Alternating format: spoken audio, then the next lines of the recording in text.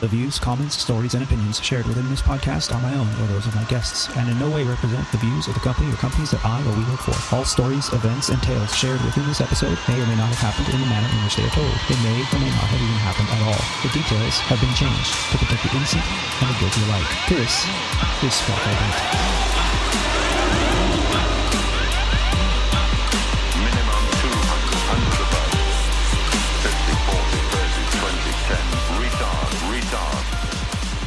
You're listening to Squawk Ident, an aviation podcast dedicated to the journey and the challenges surrounding the life and career of Aviator Tony, his co-hosts, and his guests. Together, we will explore the many pathways to an aviation profession, the realities of what a professional aviator can expect in today's marketplace, and we share many stories along the way. I'm your host, Aviator Tony, an airline pilot currently flying for a Legacy airline with close to 20 years on the flight line. This is episode 54 of Squawk Ident, recorded on the 31st of August, 2020, from the Aviator Sound Studios somewhere in Southern California. On today's show, we have a lot to cover. Since our last show, episode 53, furloughs, MELs, and EKGs, a litany of events have filled each day with a roller coaster of anxiety and emotional pitfalls. We will dive into what has transpired in our industry and how it has added to the stressful times. We will also explain how they all occurred while I was in the middle of my recurrent training cycle and what it all means for the future of the pilot profession. I also met a phenomenal pilot and sim partner who will be joining us today on the show. But before we dive into today's topics, I want to spend a moment to thank all of the frontline workers out there, especially the airline cabin crew members, or as they're known as the flight attendants.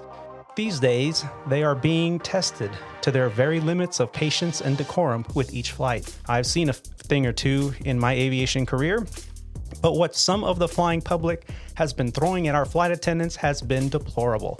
Though I understand the mountain of stress that we are all experiencing at this time, it does not excuse the poor behavior displayed on board so many flights among the airlines currently operating around the world.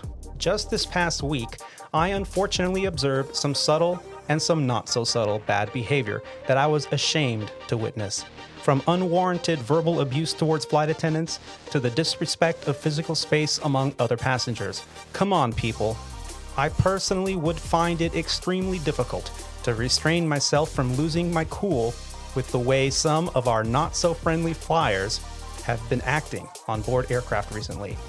So with that said, I feel the need to say thank you to the thousands of flight attendants that continue to show up to work every day to provide pleasant service and to provide our safety on board our flights. Many of them just this week, even after having many years of service behind them, have received furlough notices.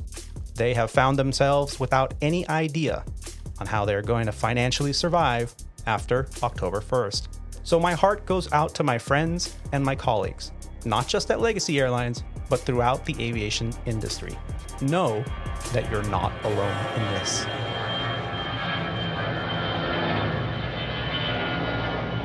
Well, joining me today to help us navigate today's topics, he's a former international and professional racquetball champion, a member of the 9G Club, an AMP and avionics tech, an RC aircraft commander, and a 737 pilot for Legacy Airlines. From his fortress of isolation from somewhere in Flower Mound, Texas, where he's avoiding the heat waves and the swamp ass, help me in welcoming back to the show, Rob D. Rob, how the heck are you, brother? Trying to avoid the heat wave and the swamp ass. That's a tough one to do out here in Texas. It's been crazy hot out here. How y'all doing? Doing good, brother. And I got to tell you, I was in Texas for 4 days this week, and it was nasty. It was bad. I had plans to go out on my boat, and I just said, you know what? It's not going to happen today because there's going to be zero relief out on the lake in the 105 degree with, extreme humidity. So we decided to just stay inside in the AC and watch movies. Yeah. Good choice. Very, very good choice. Yeah. So also joining us today is another exceptional aviator. He is a professional CFI, II, and MEI flight instructor. a former Embraer 145 airline pilot, and a King Air instructor as well. He's a Falcon commander and a corporate operator. He joins us from his mobile studio in Jackson, Wyoming. Please help me in welcoming back to the show, Captain Roger. Captain, what's going on? Well, I've been busy. I've been extremely busy. I feel like I'm wearing down here slowly, but I'm doing pretty well for today. Getting to spend a little bit of time in Jackson, Wyoming. I'm escaping the swamp ass, the extreme heat. Actually got a little bit of snow on the way in on the approach today. Wow. It's actually kind of scary, I hadn't taken my winter ops training yet. Yeah. And you have some exciting news. You're flying a little bit different type there, aren't you? It's a different type of Falcon that you're used to flying. What can you tell me about that? Yeah, it's been an interesting couple months for me. I've kind of had some ups and some downs, but fortunately, I have gotten another job with another outfit and flying primarily a Falcon 2000 around again.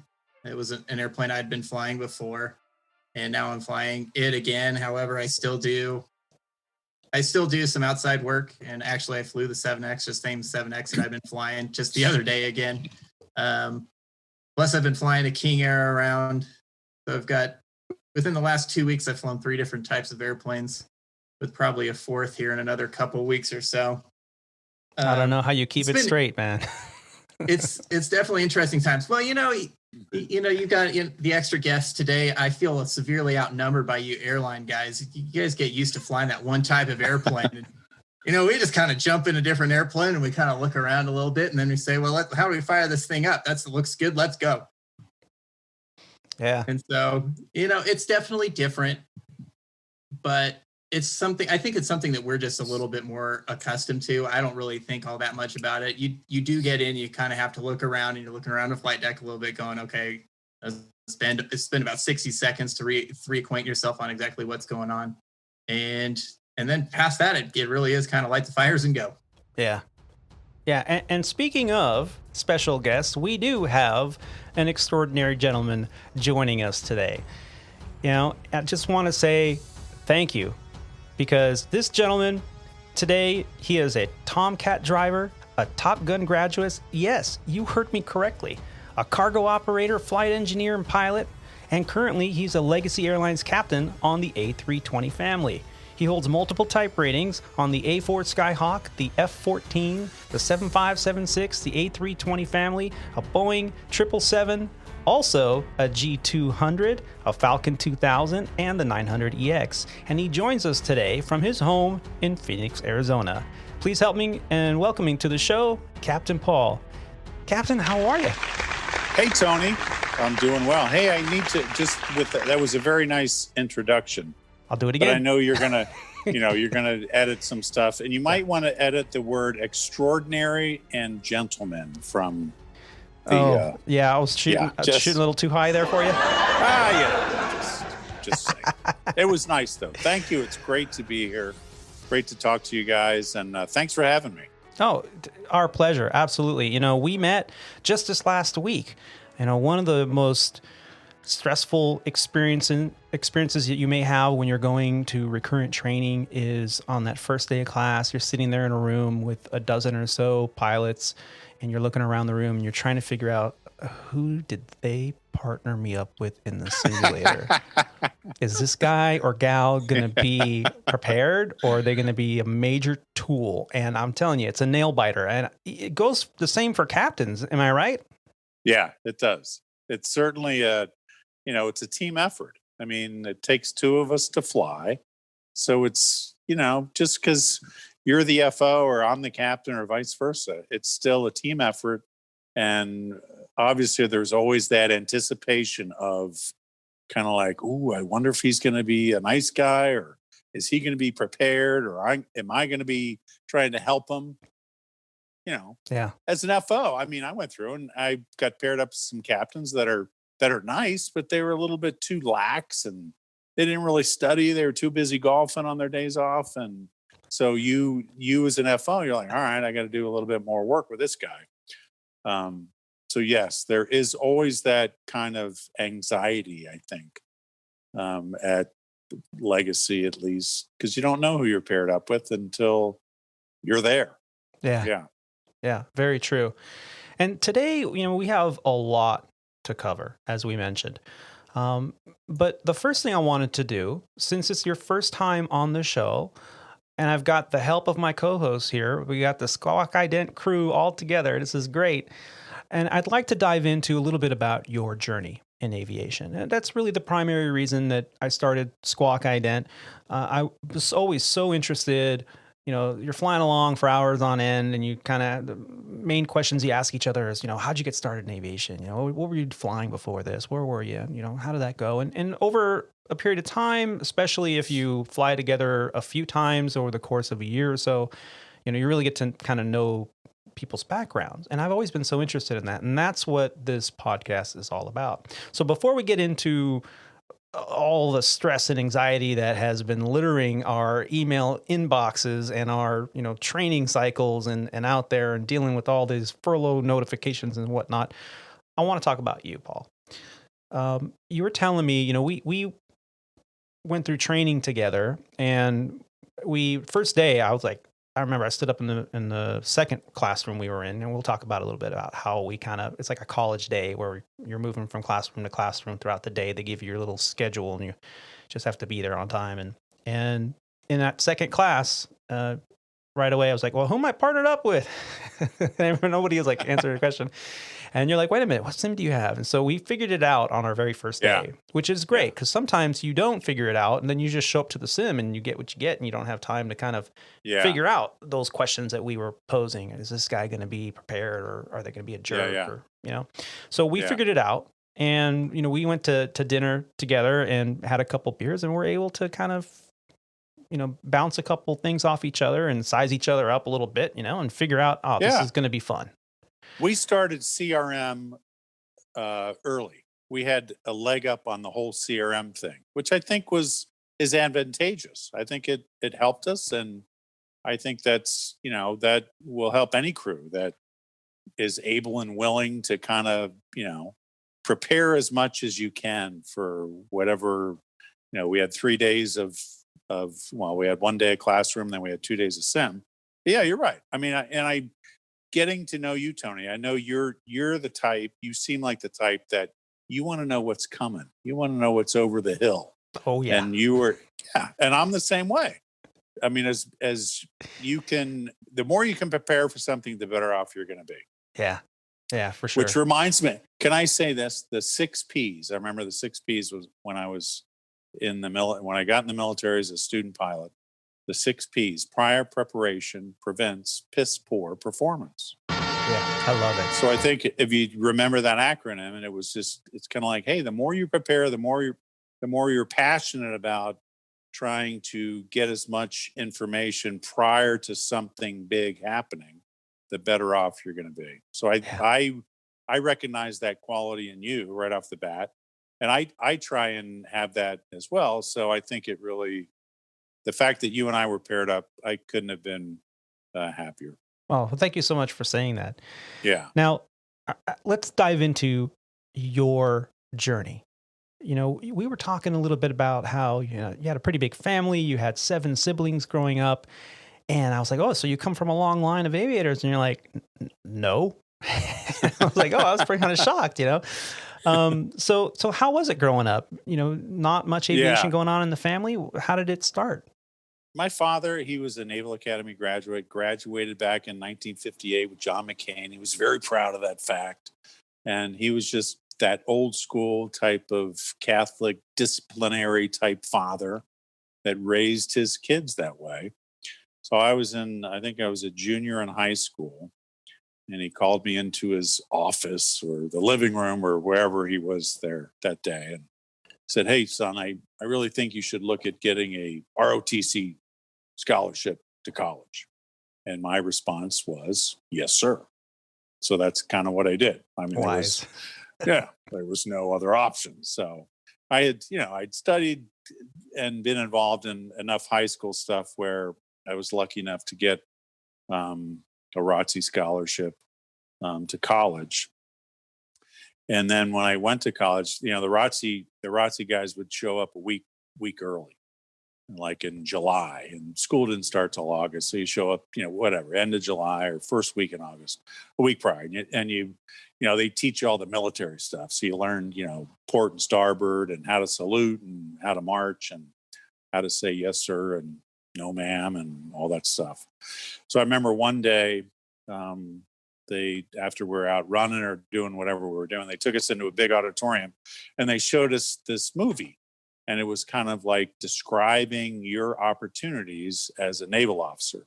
After you study 4 years of college, you get commissioned on graduation day, and then off you go. You're going to go serve your country for 4 to 8 years, whatever it was.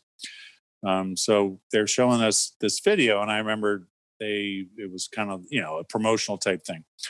So the first thing they said, well, you can be a navigator on a frigate out at sea, and you can, help with the CO and maybe someday be the CO of a frigate. And I was kind of looking at that, and I'm like, I don't want to drive ships. Or you can be a submarine commander, run silent, run deep, have the nuclear codes, and be in charge of all the nuclear missiles on a submarine. I'm like, that sounds fun, but I don't think that's too right up my alley. And then they showed this F4 taken off of an aircraft carrier in full afterburner. Or you can be a fighter pilot. I'm like, really? I can do that? I'm like, I'm doing that. So it was a beneficial film. I think it was an hour long, but it instilled in me what my desire was, because I was just amazed with the fact, because I didn't know a rudder from an aileron. I've never flown an airplane before. I'd ridden in the back a couple times as a kid, but I didn't know anything about aviation. But that was something that I remember that day when I was an 18-year-old kid. It really hit my heart, and it made me just say, that's what I'm doing. If it kills me, I'm gonna get it done anyway. So it was through your tenacity, determination, and really dedication to do something, one moment in your life that sparked an entire journey in this career in aviation that, it could have went completely different. Oh yeah. No doubt. It's amazing to hear that it was that film, that little bit of, military, what would you call it? It's just like well, I think it's when, and I think at least I hope. I mean, you have a young daughter, Tony. I've got a young son. And I think as parents, you always want your kids, at least you hope for your kids to, at least I do, is where they grow up and they're at a young age, they are impressed with something they're studying or something they do, where they just find their niche in life, where they're like, oh, that's what I'm doing. Where they're not forced by their parents or forced by outside circumstances, but where it comes from something that's inside their heart, and that becomes their dream. And I think as a human, if you can get that at a young age, that is something that you're very lucky to get, because then you're driven by, just your own motivation and your own self-desire, and obviously good luck and all the other stuff that comes with that. But yeah, I think if you're able to have that, just that extreme desire to pursue something, I think is a very lucky opportunity to attain. And I was lucky enough to get that. So yeah. And so you went to college and graduated, and I remember from previous guests that they tell me that, like the minute you graduate, that's it. Boom, boom, boom. You're gone. You're out of there. You're going to OCS or whatever you have to go through. Yeah. And how did you end up on a jet? Because I know that sometimes your aspirations, like, that's what I want to do. I want to fly jets. This is awesome. Yeah. And then you get in there and they're like, well, you're not going to be flying jets. We've got this is better suited for you, or this is all we have available. How did you end up on a jet? Yeah, we call it the needs of the Navy. So basically it's, you go in there and you don't know, you're hoping that you can make this whole dream of yours become fulfilled. So you learn to control the things you can control. So you go in there and you study and you work as hard as you can and you sacrifice. I mean, I remember going through flight school, and I lived with a couple of my other buddies that were going through flight school down in Florida. And they're like, "Hey, Paul, let's go to the bar tonight. It's Friday." And I'd be like, and it killed me, but I'm like, nope, I got to study. I'm staying home tonight. I got an early morning go on Monday morning. So that was kind of part of the sacrifice, but it all kind of was because of that dream, the dream of, because I knew that I had to at least do the best job that I can, put in 100% effort, at least control my part of the equation. So yeah, that's what I did. And then I was discussing with you, Tony, there was a kind of a funny time that at the end of, because in the Navy, everybody starts off on the T-34. So you learn how to fly this single prop. It's pretty cool airplane, but you learn how to do instruments and formation flying and all this stuff. So it's your first airplane that you fly. And once you get done with that syllabus, which takes about 6 to 8 months, you get about 65 hours of flight time. Then you go off either jets, props, or helicopters. So I really wanted jets. And I realized that as I was approaching my graduation day from the T-34, I had about, I don't know, maybe 2 flights left, 2 just basic navigation flights. And it was going to put me in this class that, they come out with proffers or kind of what you can expect. And they had 1 jet slot, about 3 prop slots, propeller slots, and then the rest were helicopters. And I was like number 2 in my class. I'm like, oh, I knew the number 1 guy. He was going to take the jet slot. I'm like, this is where it ends? I've only been in the Navy for 7 months, 8 months, and my dream is going to end this quick. So you kind of get, we go back to the 6 Ps where you start, maybe it doesn't refer to that, but it's just your brain where it starts thinking about, all right, what else can I do? I think I had a buddy or something. He's like, hey, just go med down. I'm like, well, what's med down? Well, that's when you go to the flight doc and you just say you got like a stomach ache or whatever. And, so he writes you a little note saying, yeah, you're med down. Just come back, a couple of days when you feel better. So that's what I did. I went med down. It gave me like 3 days of sick leave, which put me in the next class for the next week when I was going to graduate. And lo and behold, that class had like 6 jet slots that opened up. So I'm like, oh, and I was, I was raised Catholic, so I was going to church all during those 3 days and putting in some offerings at the basket and that type of stuff. So that, I was praying and I was lighting candles and everything. Yes, Gotcha.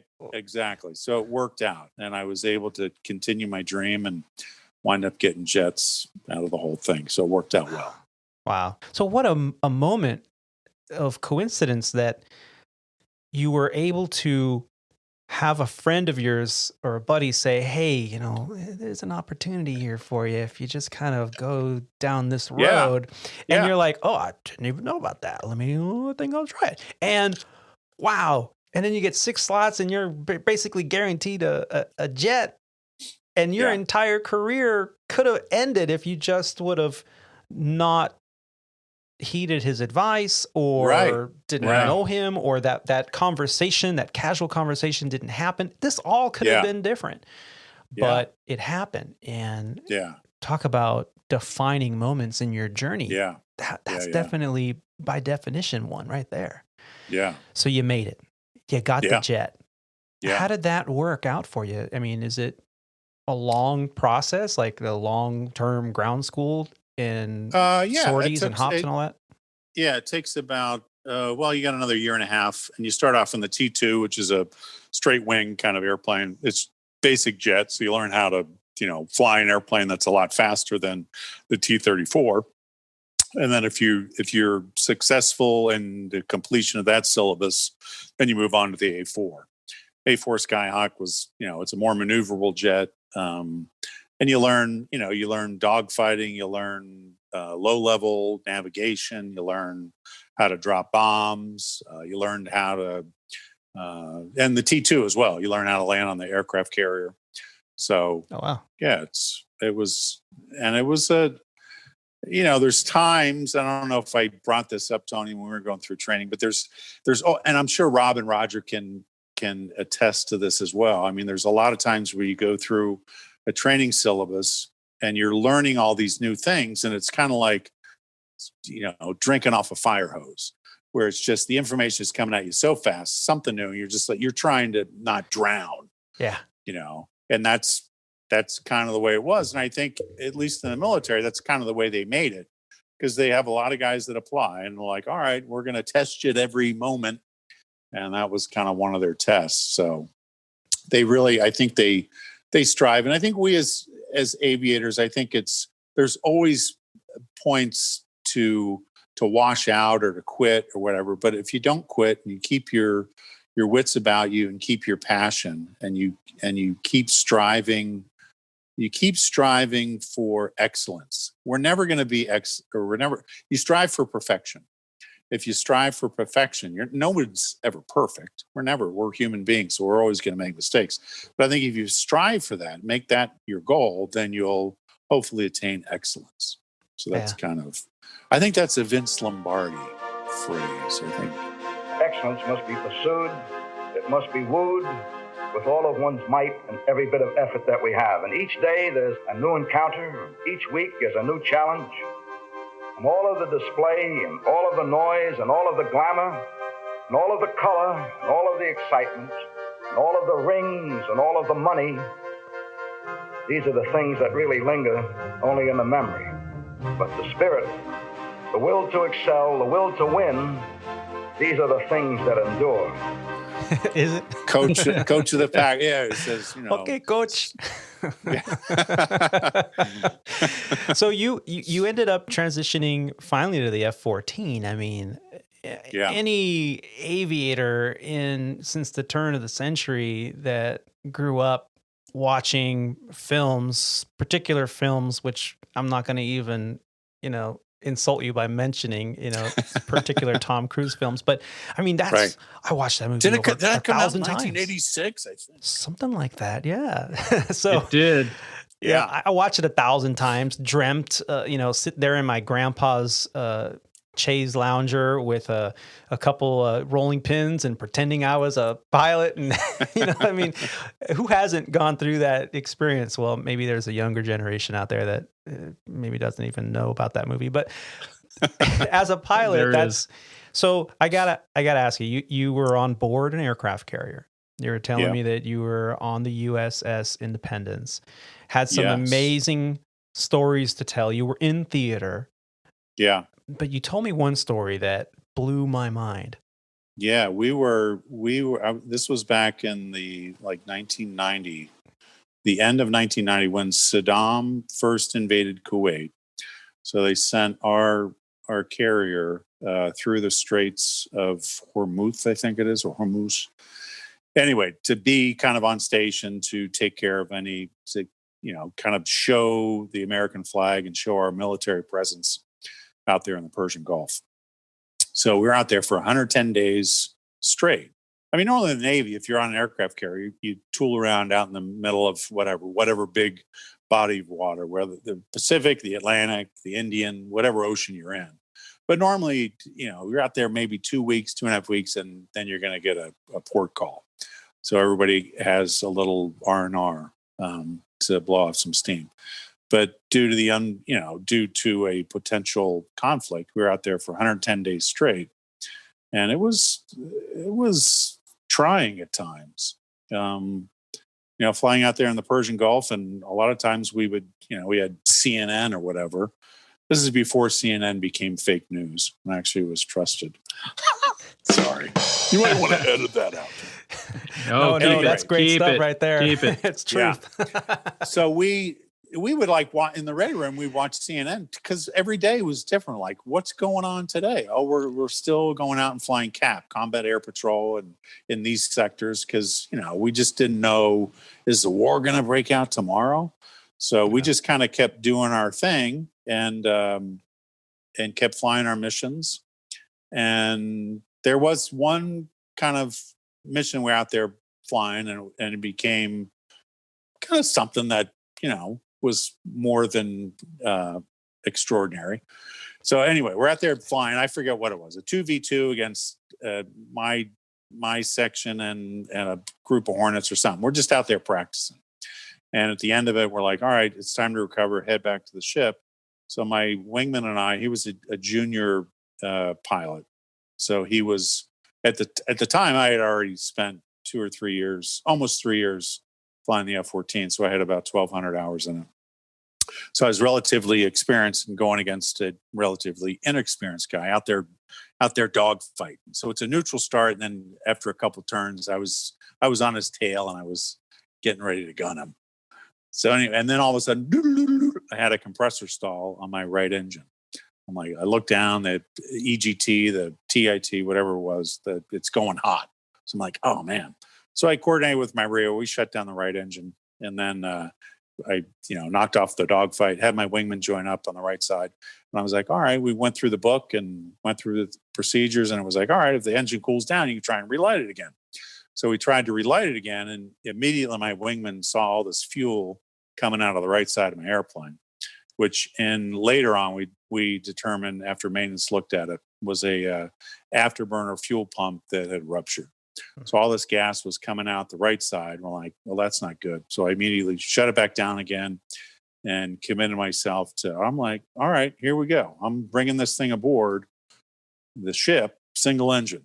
So it's one of those things that you always practice. And Tony, like we do, and Roger and Rob, I mean, you get in the sim, you're always like, what's the worst thing? Well, one of them is a single engine. It's like, all right, how do we operate if you're used to flying with 2 or 3 engines and now you're down to 1? It's like, all right. Yeah. So kind of it gets sporty at that point. So anyway, so I'm out there and I'm on 1 engine now, and I was able to kind of focus. And it's funny how for me at least, I think the adrenaline starts kicking in and everything kind of became crystal clear, and your brain is able to look at the instruments and just instantly determine, and you just stay way more on top of stuff. Like you're fully wide awake at that point. You know that you've got something that's critical, and it takes all of your attention to detail to try and solve this problem. So I remember that as being a distinct feeling in my head where I'm like, wow, this is like, it's really, it was kicking in. So anyway, brought the airplane back, flew flew a nice pass, luckily. Okay, 3-wire, and rolling out in the wires, and I hear the radio. My call sign was Lance, and the skipper of the ship, his call sign was Gun Train. So I hear Lance 207 Gun Train. I'm like, that's the skipper of the ship. So I'm in the wires on the deck of the carrier, and I look up at the island, and I see this big kind of overweight, heavyset, captain of the ship looking down at me. He's got the phone to his ear. I said, I keyed the mic and said, go ahead, sir. And he said, nice job, son. I was like, yes. And then Tony, the instructor for our sim, he was the younger brother of the CO of Gun Train that we had. Wow. Talk about small world. Small world. Yes. No Because kidding. last week we're going through the sim, and he knew that I was a Navy guy and flew F-14. So I could see behind his medical mask that his eyes started kind of widening. He's like, "What ship were you on?"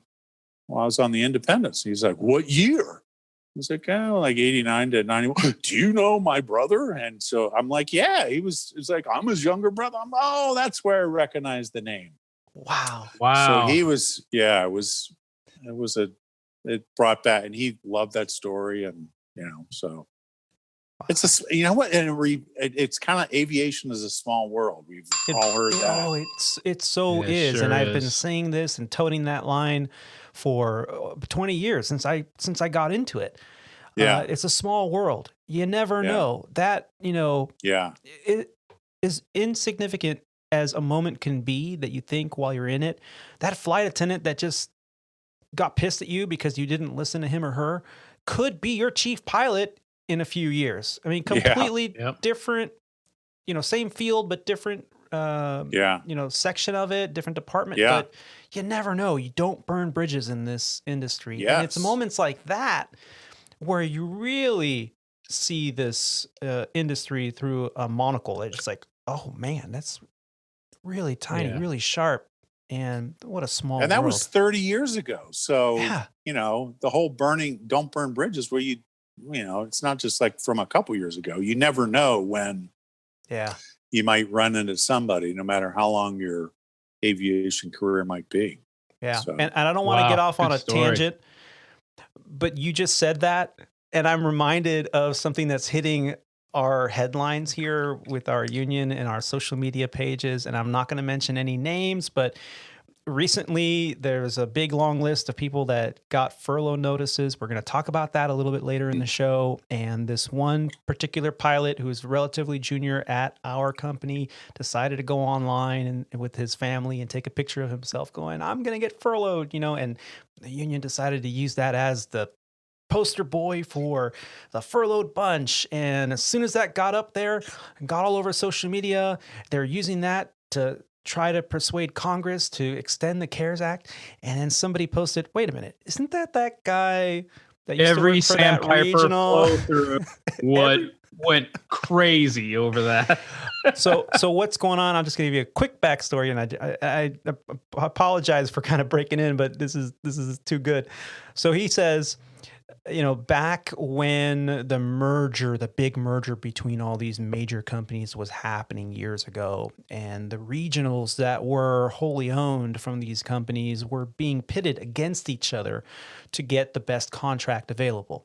And every time Sandpiper turned down one of these concessionary contracts, the CEO of Legacy would go to these other wholly owned and said, well, hey, those guys turned it down. You want it? And of course they weren't as big. They weren't operating as many airplanes. And they're like, oh yeah, we'll do it. And even though it was a detriment to the industry as lowering the bar in terms of pay, in terms of benefits. And one particular individual took to social media because what happened is, as we would say no to these concessionary contracts, all they the would unions take were away, saying, like, hold the line, don't accept this contract, hold the line. Here we are all trying to band together, and then the company would take airplanes away from Sandpiper and give them to another regional, another wholly owned, and say, well, you guys aren't going to do the concession. We're taking some airplanes. Oh, you guys aren't going to do the concessionary contract. We're going to take away some bases. Oh, you're going to take, and we're going to take away more flying. So it was really bad. It was a really bad time for the regional carriers at the time. And some of the younger pilots at some of the smaller wholly owned went online saying, hey, Sandpiper, this is what happens when you bite the hand that feeds you. Now I got to fly your piece of crap airplane because the tail number was Sandpiper tail number. And so what? Post it on social media with uniform and airplane and logos in the background. Yeah, it was a pretty bonehead thing to do. And of course the union blew up, and I believe and he wasn't the only person, there was multiples, and they ended up just kind of going on administrative leave, and they got a really stern talking to, because you can't just do that, and especially in this day and age. I mean, it's a different time now. I think now social media has become much more powerful than it was even 5-10 years ago. But that's certainly spun up the internal social media thing, and now that he is the poster child for Legacy Airlines push for the CARES 2 Act. Wow. Yeah. I mean, that does not sit very well. They did not vet him very well. Pilot group. Yeah. Yeah. And talk about, and all this came up from burning bridges. You don't burn bridges. Not in this industry. It is not smart to do. And if anything can come out of today's episode, I mean, that's like the show highlight. Don't burn bridges. Amen. I had a Paul talked about and you guys were talking about the deja vu or small world scenario. I had basically two of those this past month, and they weren't that exciting of a story, but basically a really good friend of mine, his father was a wing commander in Germany, and so I sit down in the cockpit with this captain, and I'm like, "Oh, where are you from?" "Oh, I live in Alito." I'm like, "Huh, I have a good friend at work that lives out there in that area." And he's like, "Oh," and I go, "So what'd you do when you were furloughed?" Because we're talking about that too. And he's like, "Oh, I went to work for Lockheed Martin." And I'm like, "Huh, my good friend works there." And he goes, "What's his name?" I was like, "Oh, so and so." He's like, "Meat? I know Meat. I know his father and everything. We were, blah." I'm like, "What?" So immediately I'm like, "Hey, Meat, this guy says he knows you." And he immediately replies, "Oh yeah, well ask him how he got his call sign of Crunch." So it took me 2 days to get the story out of him. And he waited to the last leg to tell me, so I couldn't write him on it for the rest of the trip. But it how was a you good get story. your Delta Chi has got to be the most amazing part of your I love me wall. It's like, that's my Delta Chi. I thought it was awesome. I started calling him Captain Crunch, so it's just perfect. So it was a good trip. But That's anyway, awesome, man. That's just something cool that happened to me. A small world thing that we were just talking about. Absolutely small world. And Paul, you spent some time on ship, and you were telling me that you were actually a Top Gun aviator. How does that happen? Is it like what everybody thinks it's like, where your CO pulls you into the office and says, "Yeah, you two characters are going to Top Gun," or was it more of a kind of a I got selected and I got to go, and it was pretty cool? Well, it's like every year and a half, every fleet fighter squadron in the Navy, they would get kind of a slot for a pilot in a Rio to go to Top Gun. And so it was Top Gun. I mean, you kind of know the story back in the day, back in Vietnam, it started where F4 pilots were getting shot down because they kind of relied on the F4. When the F4 first came out, it didn't even have a gun. So they were just like, "Oh, we got missiles now, so we can shoot down anybody." But they learned very quickly in Vietnam that the enemy that they were going against had these really nimble MiGs that could maneuver and shoot them down. So they kind of were caught blindsided by not emphasizing the rules of ACM, which is air combat maneuvering. So Top Gun kind of started that way, to teach guys how to maneuver, how to dogfight, basically, in combat. So that's kind of the short story. So Top Gun now, when I went through, it was 5 weeks. Now I think it's 6. But yeah, the skipper, the commanding officer of each squadron, would pick one pilot and one backseat guy, a radar intercept officer, to go to Top Gun. So I had been working hard, and from, I think, just my effort and the fact that I really wanted to go. I mean, everybody wanted to go, but I was lucky enough to get selected. So yeah, it was a great honor and a great privilege to be able to go there and study for 5 weeks. And then basically the assumption is when you come back to your fleet squadron, you're kind of the subject matter expert. So you're kind of the assistant coach that teaches all the young guys what you've learned. So you pass down your knowledge. So the goal is to keep, every pilot and every Rio in the squadron kind of up to date on the latest threats and kind of how and what to approach whatever threat it is you're going out there. So Wow. Yeah, it was a great honor and a great privilege, and I was lucky enough to go. Yeah. So you were telling me 10 years in, and when you separated, you were looking for a job. Yeah, and you came across a job flying some pretty heavy cargo. Yeah. And how did that process work out for you? It was a cargo company. It wasn't UPS or FedEx, but it was another one. They had a base near where my parents and my family lived. So I was like, oh, that's a good job to get. And at the time, I was kind of a stupid young man in my early 30s, and I had a car, and I used to drive the car fast, and then the red lights and blue lights would appear in my rearview mirror occasionally, and I had a couple speeding tickets. So I'm like, all right, that's a stupid thing to do. I know. And looking back on it now, obviously, I never speed these days, but back in the day, I did.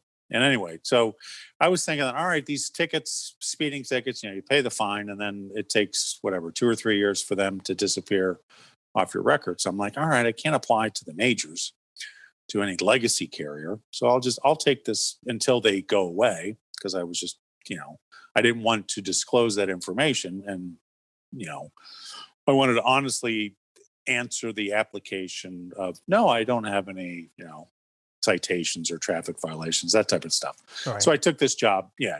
Took the job flying freight, started out as a flight engineer on an old DC-8, and then went to the right seat of the 767 and did that for 4 years or so. And then I was like, all right, this is, at the time, the money wasn't bad, but I remember, and Tony, I haven't discussed this story with you yet, but I remember one distinctive turning point in that job where it was like, oh, I got to get out of this freight dog nighttime stuff. I remember we flew from, the Midwest all the way to the West Coast, and you land at 4:30, 5 o'clock in the morning.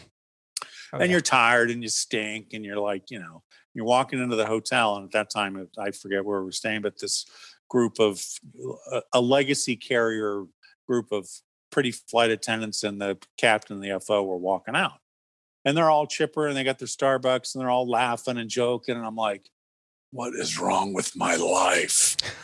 And I'm looking over at the big, fat, sweaty captain I'm with. I'm like, oh, I gotta get into that passenger carrying stuff. I remember that was kind of one of the turning points. I'm like, all right, I gotta get off my butt. And yeah. So you made the leap. I did.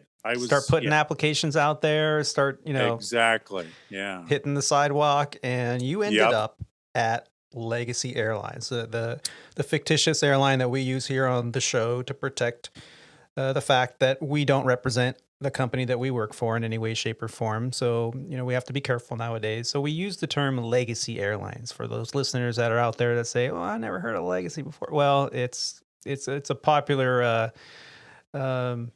alias to the airline. So you got the job. I don't even know what airline you're talking about.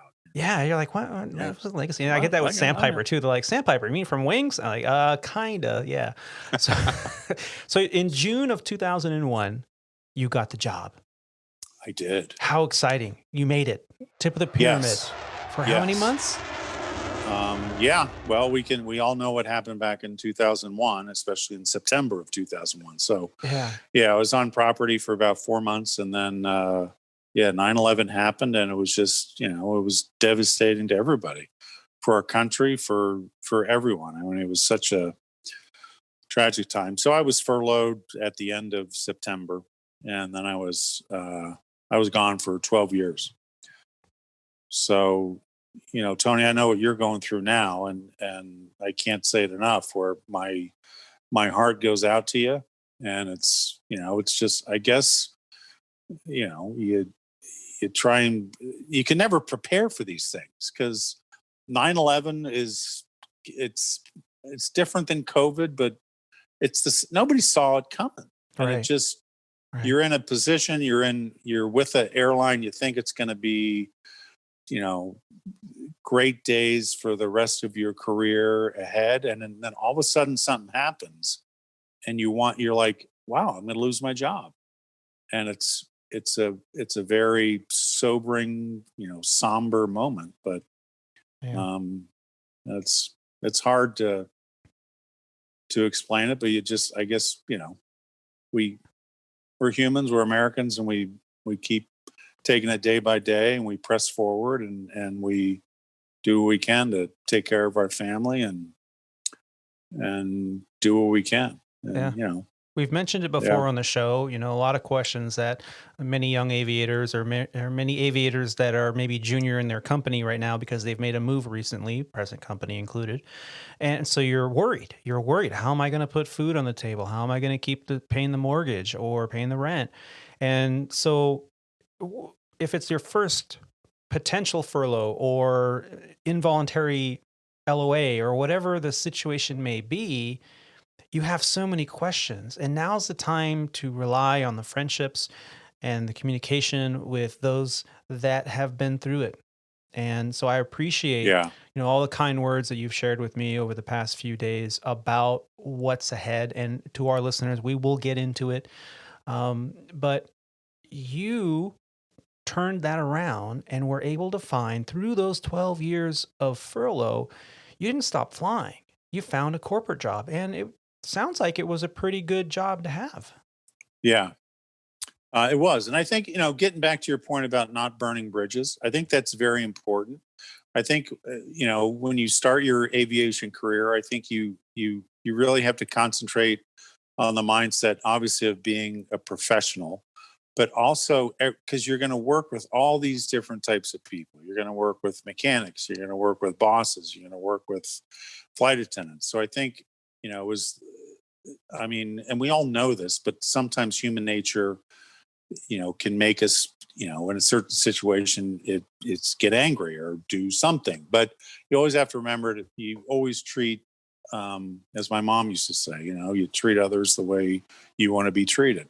So I think if you maintain that and you always treat others with respect and with dignity and with love and compassion, and I think if you strive to do that, then, you know, opportunities may present themselves later on in life from someone that remembered you from back in the day and like, oh yeah, I remember him. He was a great guy. He was super, you know, kind and generous. And I think it's you never know where your life in aviation is going to go. But I think if you strive to make it, if you're that type of person where you're compassionate and you show respect all the time, then I think it'll come back and someday possibly bless you. And I think that's kind of what I found when I was furloughed. I ran into some buddies who knew somebody, so it was kind of a networking thing. And they were like, "Oh yeah, you gotta hire this guy." Me, they were talking about. He's a great guy, and so I was lucky enough to kind of rely back on friends of mine that I had flown with back in the military, and they put in a good word for me. And that's how I was able to get a corporate job. Yeah. So I think it's, and on the other side of that, I'm sure Rob and Roger, you've seen guys that are you know, super sharp and your buddies, and then there's others that maybe aren't that great, and they kind of struggle a little bit more when it comes to maybe a downturn in their career, and they can't find any friends because, well, maybe they didn't work that hard at being a friend back in the day. So, yeah, you know, yeah, very well said. I do have one question, mostly having to do with that single engine approach that you were talking about, the adrenaline and the mental acuity that comes with it. I can relate to that because of my own, you know, Tony kind of alluded to it with my experience. My question is, after you had landed, and you know, you had a little bit of different experience with your, you know, with the CO of the ship calling you. But what was it like after you had landed, after everything was over, and after that release of adrenaline had happened? And I'll tell you why I ask afterwards. On the ship, I forget because it's been, you know, 30 years, but sure. I remember, you know, you're out there in the middle of some ocean. And anytime that an airplane is coming in and it's got a problem, the word goes out really quick. So everybody's like, "Oh, hey, did you hear Bubba's coming in with whatever? Something had a landing gear problem." So everybody gets in the ready room because they all are going to focus on the plat camera. So the plat camera is basically on an aircraft carrier. It's the camera that shows kind of the airplanes coming in. So I knew that, you know, I knew that going. I'm like, oh shit! Everybody on the whole ship is watching. Everybody's watching. Everybody's watching. So I got to make this as good as I can. So And then after I landed, everybody's aware that I was single engine. So, you shut the engines down, you pop the canopy, all the ground guys are clapping, they're like slapping you on the back. And then you head down in the red room and everybody's like standing, cheering. And it was like such an exhilarating feeling to have that kind of response, because they're all there. The skipper's there coming up. Great job. Great job. So that's what I remember. I mean, I just remember it was as good of an outcome to a bad situation that I could have hoped for. And, and that's because I was, and, it goes back to, what Tony and I did last week. I think because I was a geek, I would get in the book and always kind of what if in my head, like, what if this happens? Like, is it going to happen? Probably not. But if you what if these little details and you kind of mentally prepare it in your head, then at least you're that much ahead of the game, that if and when the small percentage that it might happen, if it does, you're like, oh yeah, I thought about this. And it brings me back to a story. Back when I was in the Navy, and I was, not to digress, but I remember Wednesday night at the Officers Club in Miramar, California. This was back in the Top Gun day. Boy, it was a prime target opportunity. There was a lot of girls that would come in there. So Wednesday night, no fighter squadron was flying. It was like canceled ops at 4 p.m. in the afternoon because everybody's going to the club because it was such a good deal.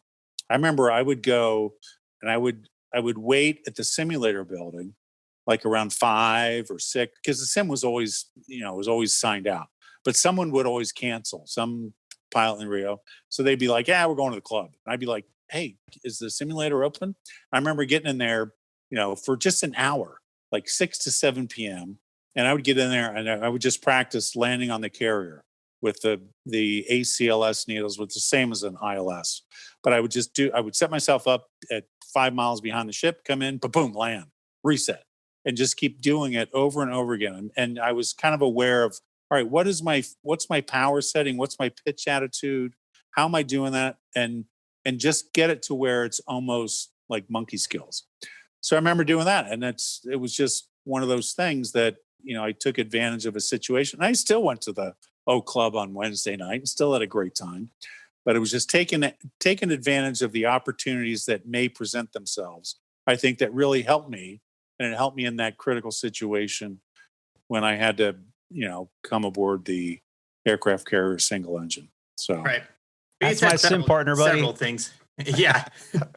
You had said several things in your presentation that were they were very interesting in terms of, some of that preparation, especially being in the military and the Navy. I've known a few guys and the partying and the drinking that goes along with that, and how you really and how you really can separate yourself with kind of just, maybe paring that back a little bit and maybe a little bit more studying. And especially when it comes to those slots, obviously you got unlucky and then lucky with how many slots were available. But if you're able to snag one of those top spots, you're much more likely to be able to get what you want. But really the reason I was asking in terms of the adrenaline, you had a much more manly response. I had a bird that went through my windscreen. I don't know if Tony had told you about that. Definitely not something I'd ever thought about.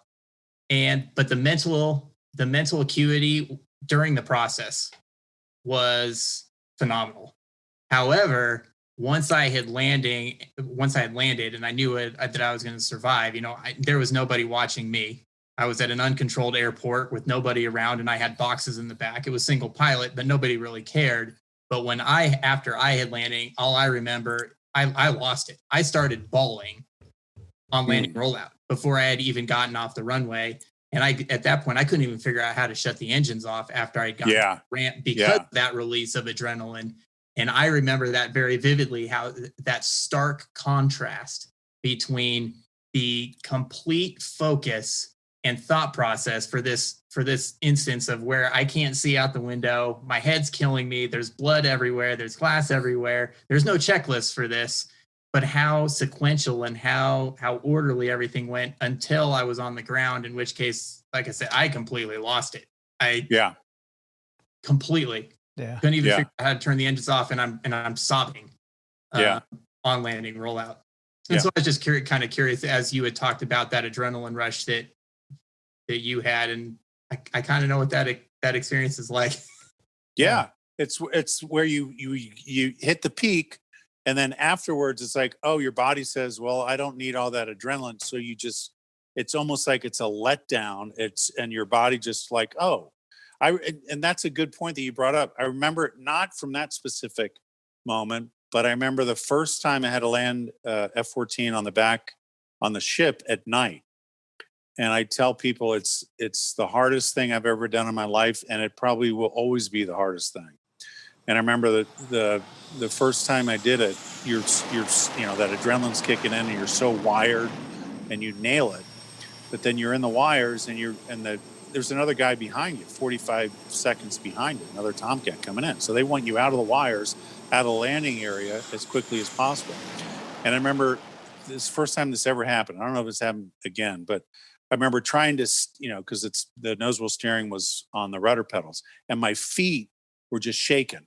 I'm like, shit, I'm trying to steer this thing. My feet were shaking because it was just that release of adrenaline where it's like, all right, your body just kind of lets go of all that high the hard pressure. Part's over. Yeah. And then the easy part becomes really difficult. It's got to be something with that excess adrenaline. Yeah. Yeah. It goes somewhere. Yeah. And muscle shakes for sure. And to hear more about Roger's experience, just go back and check out episode 8, Surviving Furloughs, Bird Strikes, and Bad Schedules. That's the first time Roger was on the show. He talks all about his ordeal with that bird that went right through the front windscreen of his his beach aircraft. And oh my God, talk about a hero in my book. I mean, he put that bird down, and despite his humble explanation of what happened, I mean, he did a phenomenal job, and I am so proud to call him, my co-host and friend. Roger, did you get blood? Did you get blood on your shirt? Well, one could say that I did fail that way, and I did get some blood on the shirt. That shirt was no longer able to be used again. There was a couple different types of blood on that shirt. Forget the shirt. That were the pants. I should say it was the bird's blood, not your blood, right? Or a combination. Both. It was a combination of my blood, bird's blood, feathers, holy cow. Glass. Yeah. It was. I've got to go listen to episode 8. Yeah, and check out. You can see some of the photos. You can Google it, but you can see the photos right there on www.aviatortony.com, and just take a look at the guest book. And on there, I do have the photo from the aftermath of what that cockpit looked like. And every time I look at it, I think, thank God you're alive. And see, that was my thought process after I'd landed, and just started bawling. Oh, man. Wow. That's huge, man. Nice job. Ladies and gentlemen, we're going to take a quick break, and then we're going to return for the second half of the show, where we're going to talk about recurrent training and much, much more.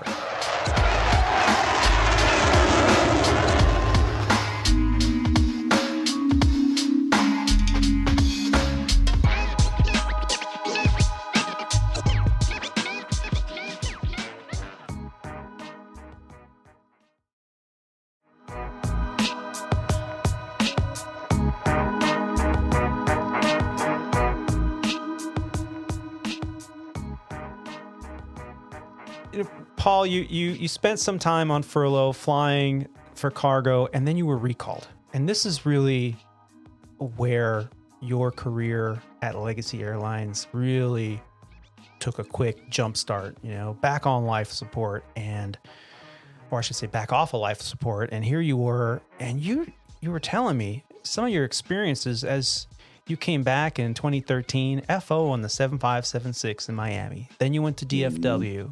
Then you came to the Airbus as an FO, DFW, then transferred to LA, then Phoenix as you were able to not have to commute.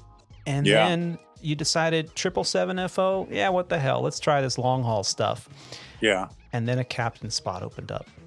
Yeah. The skies parted, the sun shined, And there you were, an Airbus captain in Philadelphia, couple months, and now Los Angeles. And this is where our paths in our journey merged, is just this last week. I promised from the last show that I would kind of get into what happens during a recurrent training cycle at a legacy carrier. And I know we're kind of limited on time today, so I don't want to keep you too long and get into all the details. But the training, I thought this training cycle was probably the most stressful one I've ever had, simply because of what's going on in our industry. Between all of the people that are, talking about furlough and, the economy and everything that's going on, it's been so hard to concentrate and study for recurrent. Yeah. And I really do, as I mentioned it before, and I've told you, a few times this last week, and I'm so grateful that I was paired up with someone who, like me, had the same kind of mindset. It's always better to be a little over prepared and underwhelmed than to be underprepared and overwhelmed. So it really made everything go by smoothly. I was still nervous up until the very last day. But let's talk a little bit about that if you don't mind. Sure. The recurrent at a 121 operator, they're all pretty much around the same format, whether it's AQP or not, with the advanced qualified program, or what have you, legacy or regional, or even cargo operator. They're all pretty much the same. You're going to have in the syllabus some ground school. As we mentioned earlier in the podcast, it's kind of like being in college for a day. They give you a schedule. They're like, all right, at 8 a.m. you're in this classroom. Good luck. Here's your instructor. Find it. And then at 9:45 you're in in this classroom. And there's the name of your instructor. Good luck. And then, later on in the day at 2 o'clock, you have to go to this classroom. And, so you're kind of going around and you kind of get to meet people, and you really don't know how it's going to go until that day. And you go through the slides and all the training. But the process itself can be relatively intimidating. So how did you prepare? I mean, obviously you were, because it kind of was nice, but did you start months ahead, or how did you? Yeah. And thanks for saying that. And I want to reiterate that, because that's the same way I felt about you, Tony. I thought you were well prepared. You're ready to go. And it's such a joy to get paired up with someone that is like that, because it makes both of our jobs a lot easier. I mean, one thing that I knew that I was kind of behind, because I haven't flown an airplane since May 2nd. I mean, I've been on reserve and I've never been called. And it's just like, calling crew scheduling and say, hey, I'm out here in LA. I'll take anything you got. And they're like, okay, thanks, Captain. Bye. There's nothing available. So I couldn't even beg for a trip. So I just realized, all right, this is it. There's a couple of thoughts. I mean, I'm not the only one, either captain or FO, that hasn't flown in 4 months. So I knew that, the sim instructors and the check airmen, they knew that going in. They know that that's kind of a lot of the guys that are coming through. They haven't been in an airplane in months. So I knew that they had seen that, and they were prepared. One thing that, and I'm sure you did it as well, there's a lot of, and I'm sure all the legacy carriers are this way, there's a lot of tools that are online that you can look at, and the company gives you these things, and it's kind of us to try and find where is that, what page is that on, what website. But if you hunt and peck and dig around enough, you can see stuff, and you can get your brain kind of in the mode of, all right, this is kind of what we're going to do today. And I think, and sometimes you got to think outside the box. There's other websites that your friends will tell you about, or a forum will allude to. So you're like, all right, I want to look at as much information as I can. And I think it goes back to just being prepared. And that's, on my days off, I tried to do that as much as I could. And with particular emphasis on, SOPs and procedures and checklists and call outs and flows. Because I know that when you get in the sim, that's what they're looking at. They're looking at, all right, do you know the basics? I mean, they did. They threw some stuff at us that I was like, what in the heck is going on? I mean, and I don't know if you felt that way, but I was just like, I don't know what's going on here. And it takes you 5, 10, 15 seconds to kind of realize what the airplane's actually doing. Yeah. But I think if you concentrate on the basics, you know kind of what you know you're going to see, the procedures, the flows, the checklist, stuff like that. You kind of know how it's going to run. And then once an emergency comes up, it's like, all right, now there's on the Airbus, there's another whole kind of litany or set of procedures in a structured way that the company wants to see you go through. And that in and of itself it's different on our airplane, Tony, than it could be on some. I've seen it on other airplanes where it's not as detailed. You just kind of pull up the checklist and you run through it. And it's fairly easy. But on the Airbus, it's a little bit more kind of minutia that you got to get yourself through. Yeah. But like you and I were talking, when we'd go out, we met and we were bouncing these ideas off each other. You had good ideas, and I think we're both, was it iron strengthens iron, or iron sharpens iron? I think when you're with someone that has the same kind of attitude and perception as far as being prepared and trying to look at all the sources of information that I can to do a good job. I think that's what, I think we're both prepared, and I think it showed. And that's where I like flying, whether it's in the actual airplane or in the simulator. When you're prepared and you kind of you don't feel that kind of like, oh, I haven't flown in a while, because that's the worst kind of feeling. Yeah, you can muddle your way through it, but it's not enjoyable. It's not sharp and crisp, and you don't come out. I mean, it's nowhere near the adrenaline pumping that an emergency situation in real life is going to produce. But when you accomplish something in training, in the simulator, or even in real life, and you go through the steps, and at the end of it, it's successful, and you know that you did everything either to SOP or you did the call outs and the procedures correctly, and it was successful because of your proficiency in whatever situation you're in, that is another adrenaline pumping scenario, because there's an extreme level of satisfaction in knowing, yeah, man, I did it. Yeah. I'm a pilot and I got it done. And that can be very toxic as well, because if you let that go to your head, then you're like, man, I can handle anything. And then you let your guard down. And of course, you can get the opposite effect too. Right. So, and Roger, it's that kind of endorphin rush where it's a pleasurable, it's like working out. I mean, if we don't stay in shape, you don't run, you don't go to the gym, you don't work out, what happens? You get fat, you start feeling miserable.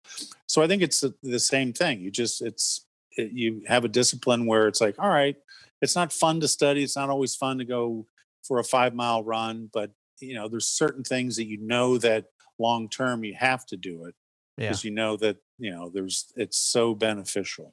Yeah. And some of that anxiety, Roger, I know you as an instructor and, dealing with King Air students quite, recently, what do you see there in terms of being prepared, coming for their recurrent? I mean, it's not necessarily as structured as we've talked about before as a 121 operation. Do you kind of see the same principles at play here?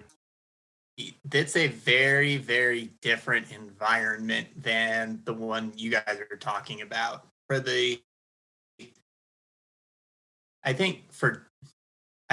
different reasons. When you're talking about a King Air, you're talking about an airplane that is much smaller. It's a single pilot airplane, still a very capable turbine powered airplane, but you've got two distinct groups of people that are going to fly in it. One is the professional pilots who do it as a job. And there are also people that are fortunate enough to have been successful in other businesses, and they're going to fly this airplane as their own private airplane as owner pilots, because they actually own the airplane. And on the professional side, there is a large tendency for a majority of them, and I won't say all of them, but definitely a majority of them, who is a smaller turbine-powered turboprop. And for that reason, I'll make it work. I'll figure it out. And then there's the flip side. You got the owner pilots, and the owner pilots show up, and this is not their job. This is not what they do. This is something that they do for fun.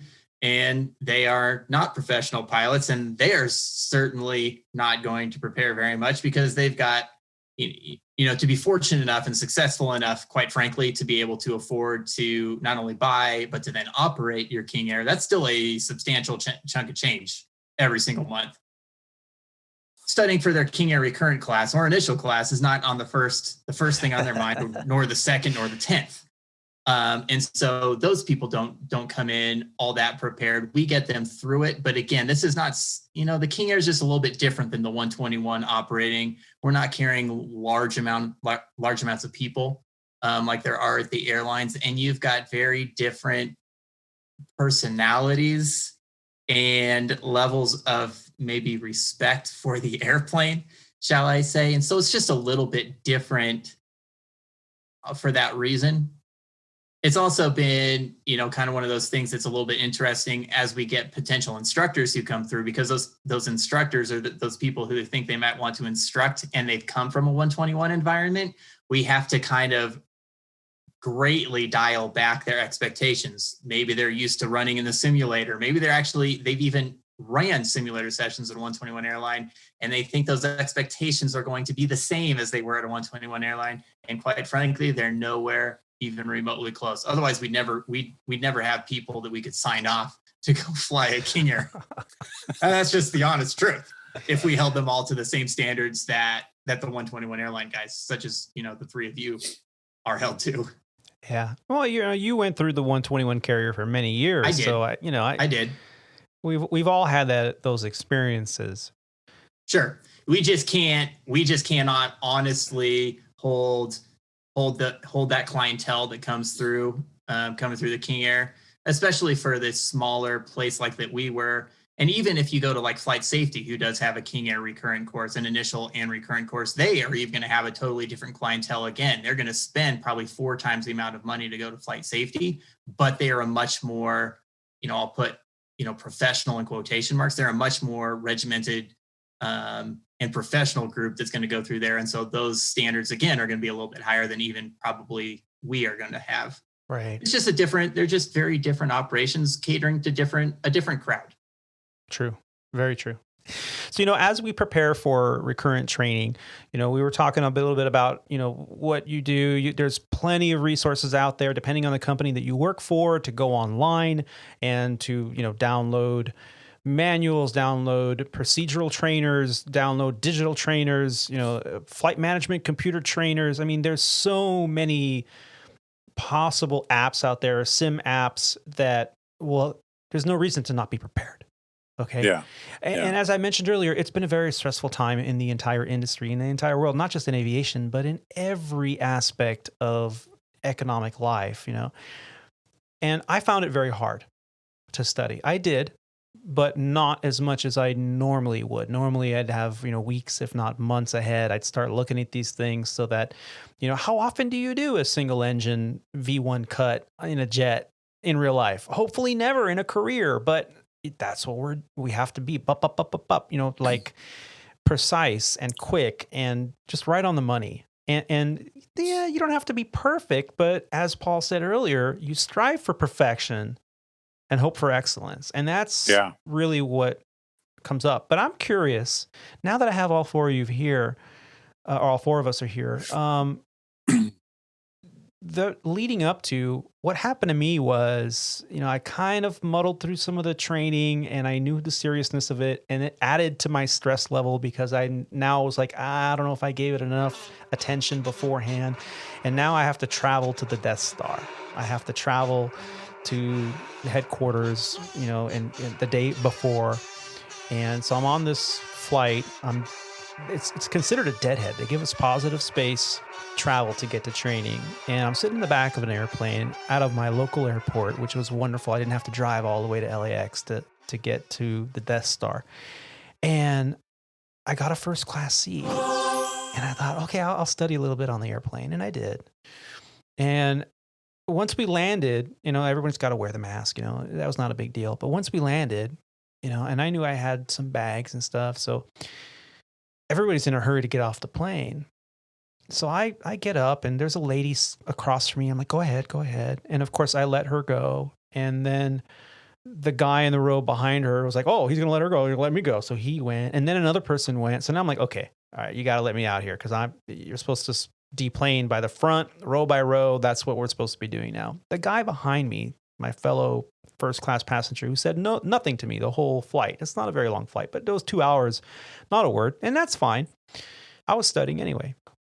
So I hear him behind me going, oh, for fuck's sake. And I was like, whoa, calm down, son of a bitch. So I step out in the aisle and I move across and I just lay my hand across the aisle going, after you, sir. And I was like, this is how this is going to start. This is how my training is going to start. So he gets off and, I get to the hotel and I go for a run. There's a wonderful park there. It was 96 degrees, I think, that afternoon in the big Death Star area in the DF&W.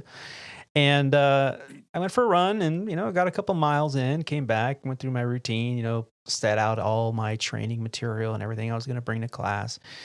Went to dinner. It was not a big deal. And that really helped. It helped bring that stress level down. I stayed off social media for that evening. But what do you guys do? Do you kind of go through the same routine where you have kind of the same process that you go through every time you go to recurrent training?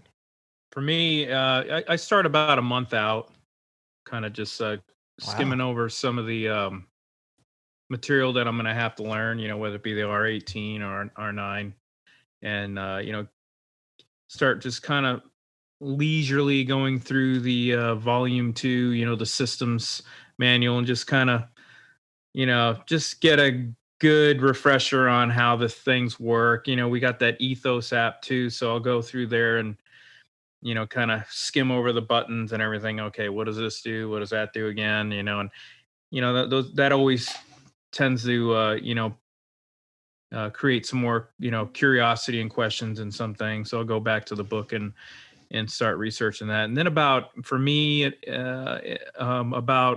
a week or two out, I'll start going through the our what do we call it now? Our flight manual 1, I guess. OM, FOM, OM1, yeah, FOM 1, or AOM, yeah. And FOM. The blue book. Remember how we used to call it the blue book and the red book? Yeah, yeah. So I'll start going through that and just kind of refresh, my memory on, the FO limitations, and with the 737 they got the HUD, and so what are some of the procedures and stuff we're supposed to follow. We're going to do a Cat 3 and all that, and then I start getting into the profiles and the call outs and stuff to make sure I got those things back where they back solid, because for the ones that you don't use every day, the single engine and the go arounds and stuff like that. So, and that's kind of what I do. And then when it comes to the night before, kind of like what you did, make sure I have everything ready to go, iPad's charged, updated, and double check and make sure I know where I'm going when you get to the Death Star, because that can be a little confusing if they move things around a little bit. But for the past few years, it's all been the same. A lot of construction going on now. Yeah, that too. And then for me, just having to drive to the Death Star, because I live locally, there's a lot of construction everywhere. So the route you take normally may not be the route you're going to take that day, and it can throw you for a curve. So again, leave a little early and make sure you get there on time, and get a cup of coffee and relax, and then start doing what you guys talked about early. Hey, who's my captain? Yeah. Right away. So hopefully we can do the meet and greet and start asking the formality questions. So that's my kind of thing. I get worked up probably like you do. I mean, obviously this situation this year is way different than every other one for you this year, Tony. And I'm, thankfully, I mean, I don't need to brag about it, but I'm not in the same boat right now, but I'm still freaked out about this whole situation. Yeah. I'm only about 150 numbers away from the most senior furlough or zero time line guy. So I'm okay, but yeah, I'm still don't feel comfortable, where I'm at. And but anyway, that's kind of how That's your I prep. deal with that. Yeah. Yeah. And Yep. Paul, what about you? Yeah. You did mention that you would go over SOPs and things like that. Is it pretty much the same? Yeah, I think what Rob was saying. I think if you can prepare yourself and you've read over stuff and you just kind of visualize in your head kind of what you anticipate seeing. And like you were saying, Tony, I mean, I think the company is pretty good at getting information out to what we can expect. Like, all right, what are we going to see on this? Which I think is maybe it's not realistic because obviously aviation, you never know when you're going to get a V1 cut or you never know what you're going to do. Right. But at least for that scenario, they're good at giving us the information, and that if we are hopefully inclined to study, then it gets us into that mindset. So we're in kind of the simulator mindset, which is different than the actual flying mindset. I mean, it's the same, but your emphasis is obviously, we're dealing with hundreds of people on a real flight. So it's kind of like you've got all these other things, and we know that we're going to lose a major electrical source or a hydraulic source or an engine, or we're going to catch on fire. Whereas, when we're going to an actual flight on our line, we're not really thinking about that. We're thinking about other stuff. So it's good, I think, to, like you guys are all saying, just get yourself the mindset, you're properly prepared, and then you just kind of relax. You're like, all right, just take it easy. I mean, I think it's, the instructors know that we're not all supermen or superwomen. I mean, we're going to make mistakes. And they just want to see that, once you make a mistake, you learn from it. And you have that. I think what they really like is just seeing an attitude where you're prepared and you are willing to learn. Yeah, teachable. Yeah, Sure. Yeah. I think that they feed off that, just like we feed off the attitude of our FO or our captain or our instructor pilot. I mean, if everyone has the good attitude and like, hey, we're all in this together and let's do the best job we can. I think it's never going to be perfect, but you can make it really a positive, beneficial learning thing. And I think that, there's not an R9 or R18 that I've ever walked away from that I didn't learn something about myself or about the airplane or something where you become better moving forward. And, life is a constant learning environment. I mean, you get out of college, but you're still learning every day. At least you should be. So hopefully. I had a perfect, I had a perfect scenario today, kind of plays right into the training story, if I may, Tony. It's real quick. We were departing St. Louis this morning it was a 6:03 departure. So, oh my gosh, the show time, 5:03 a.m. Right. So really early wake up, no big deal. So we practice, our departure brief all the time, sim, real life, any abnormalities or malfunctions, whatever you guys do, any abnormalities or malfunctions prior to 80 knots, we'll reject for anything. Between 8 and V1 for an engine fire, failure, fear, shear, engine, fear that the airplane's unsafe to fly, or wind shear. At or above V1, continue, clean it up at the acceleration altitude, and then plan your return. So here we are in St. Louis, getting ready to depart. Cleared for takeoff. We line it up on the runway, hit toga buttons, auto thrust, auto throttle takes over. Captain goes, all right, yep, thrust set at 97.1. Then all of a sudden, bleep, wind shear. Oh, bloop, bloop, bloop. And he goes, oh, that's gotta be an anomaly. And I was like, reject? And he goes, oh yeah, let's reject. Because he has the throttles and everything, so he's like, oh yeah. So, reversers, idle, spoilers, reversers, and then I'm like, hey, make sure you say, talk to the passengers as soon as we stop, Captain. He's like, okay, good. And I get on the horn and say, hey, we're rejecting takeoff here. We're going to clear and we'll let you know what we're going to do. So, I'm like, training, we always, every departure brief, we say something, brief what's going to happen. And here we are. I'm like, reject. You're a crap. You're going to reject. We got a wind shear. Rob, that happened this morning. So it happened this morning. Wow. And on a real flight. So there was no weather. And it was severe clear in St. Louis. So when this wind shear warning popped up, obviously we were like, what? How can this be? I mean, winds were calm, Right. Sky's clear, it's 6 o'clock in the morning, but that was the last thing we were even expecting. Right. Wow. That's exactly what you talk about. We were talking about this last show. Or like, how many times do you go through the litany of your pre-departure briefing and your takeoff briefing? And then you can do 20 years and never have a rejected takeoff. I mean, it's possible. Exactly. And then all of a sudden it happens. Is it just talk?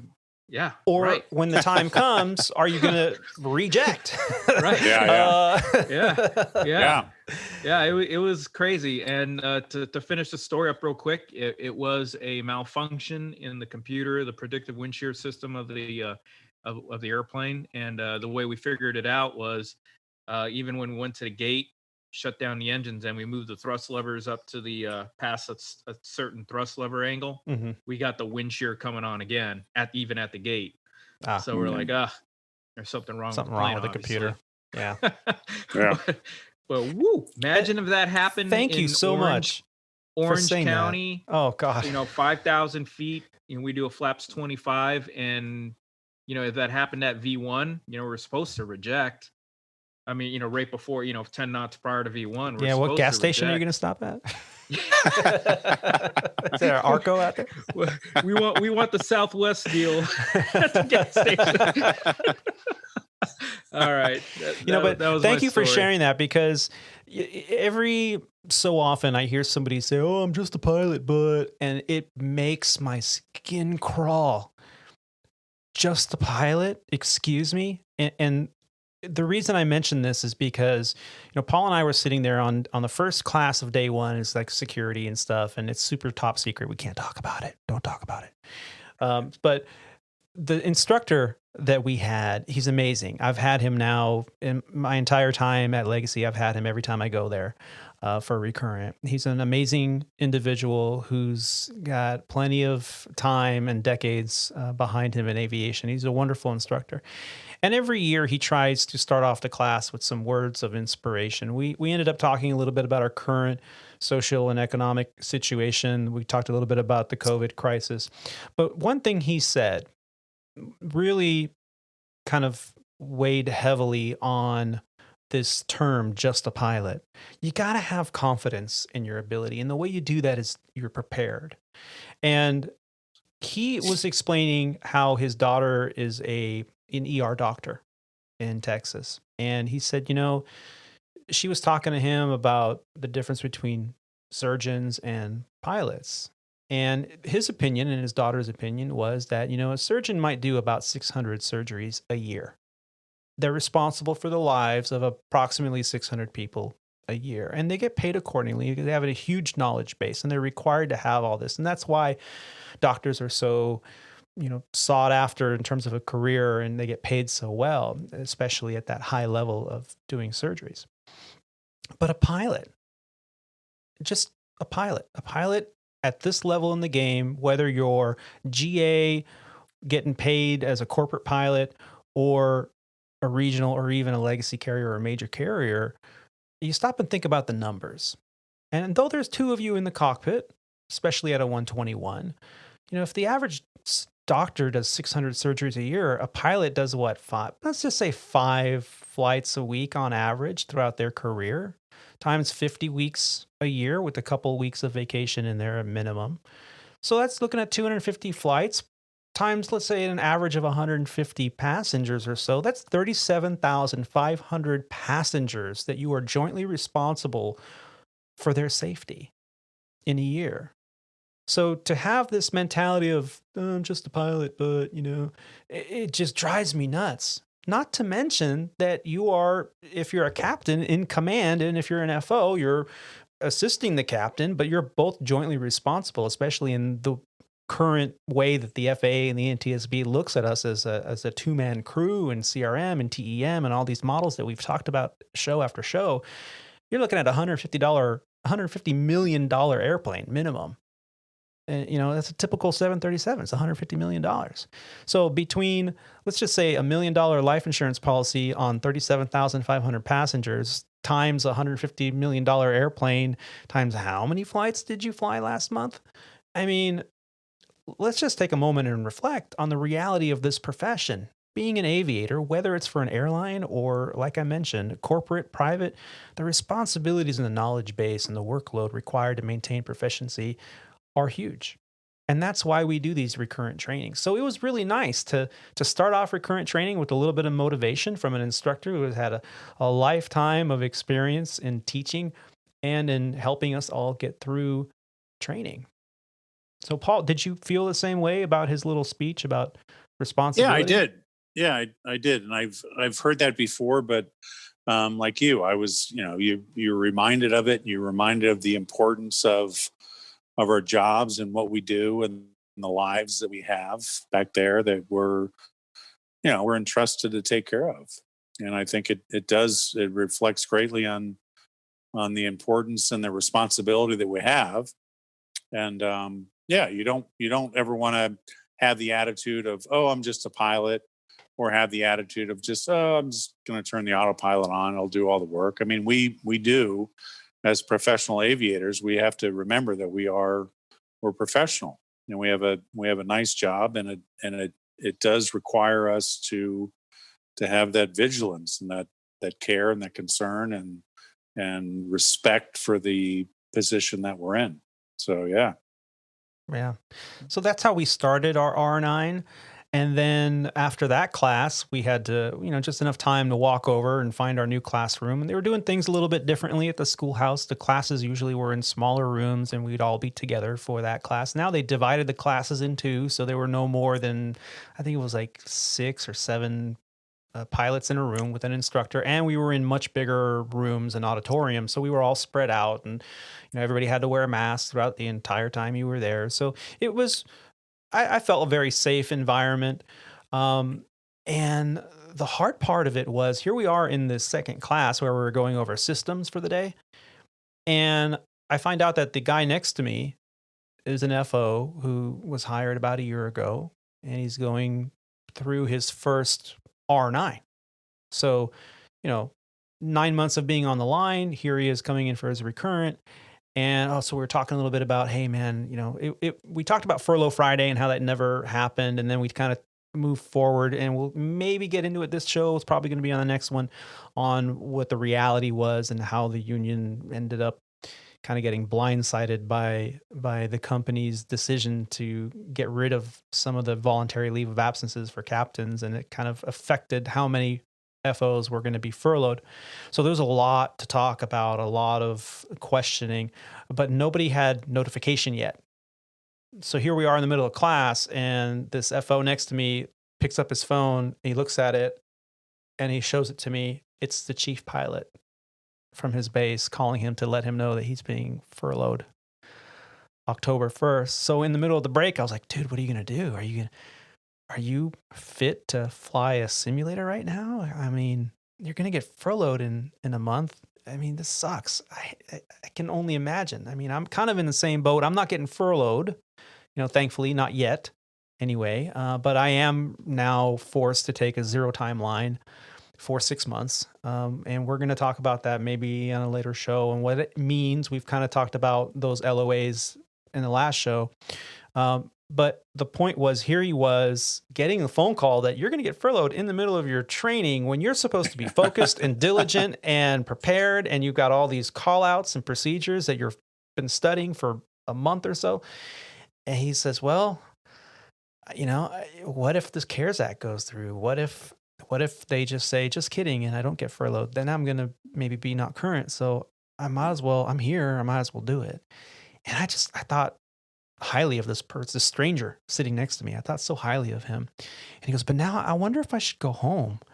I'm like, really? He's like, yeah, because there's a hurricane on its path to my house, and I live like east of here. I was like, dude, get the hell out of here. So, and I don't know what happened to him. So, but I wish him the best, and that right now, the best thing we can all do is just reach out to those pilots out there, make this community even smaller than it is, and just be there for each other. Yeah. So, yeah. What goes on at a Legacy Carriers simulator event for your recurrent training? Now, there's all different types of training. We're not going to be able to cover all of it today, but let's just kind of scratch the surface of what training is and how it differs from being out on the line. So simulator day one, you get in the sim, and we have a 2-hour briefing. Is that about right? Yeah.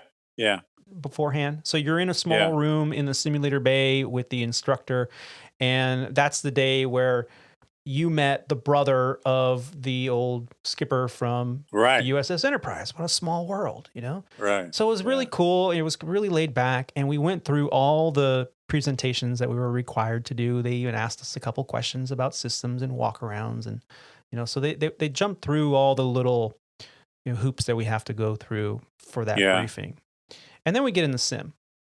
And as I recall, we did single engine taxi, just like we would out on the line. So it's a little different than starting both engines up, after pushback from the gate and taxiing out to the runway and taking off, which is what we do most of the time. But they wanted to see us do single engine taxi. So we went through all those procedures. And if you don't do those every day, you had to be prepared. Get the right call outs, the right flow, the right everything. We did a low vis takeoff, which in the simulator, I mean, if you don't like roller coasters or you get nauseous in the car from motion sickness, don't be a pilot. That is the truth. Especially in a sim. Paul's taxiing out, so he's focused on all the graphics. It's very, very realistic. I mean, it's almost as realistic as Flight Simulator 2020. No, that's not a plug. So we're in there, and he's taxiing around. I had my head down, and I was like, kind of looking up every once in a while. And I have, because man, the first 5 minutes until you get used to it, yeah.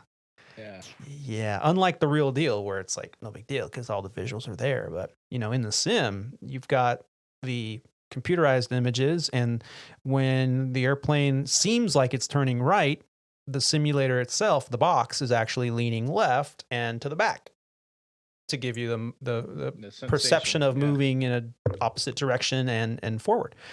So it throws off your equilibrium. And so it took me a couple minutes to get used to that. And then we did the low vis takeoff. We came back around. We had to do a category 2 landing.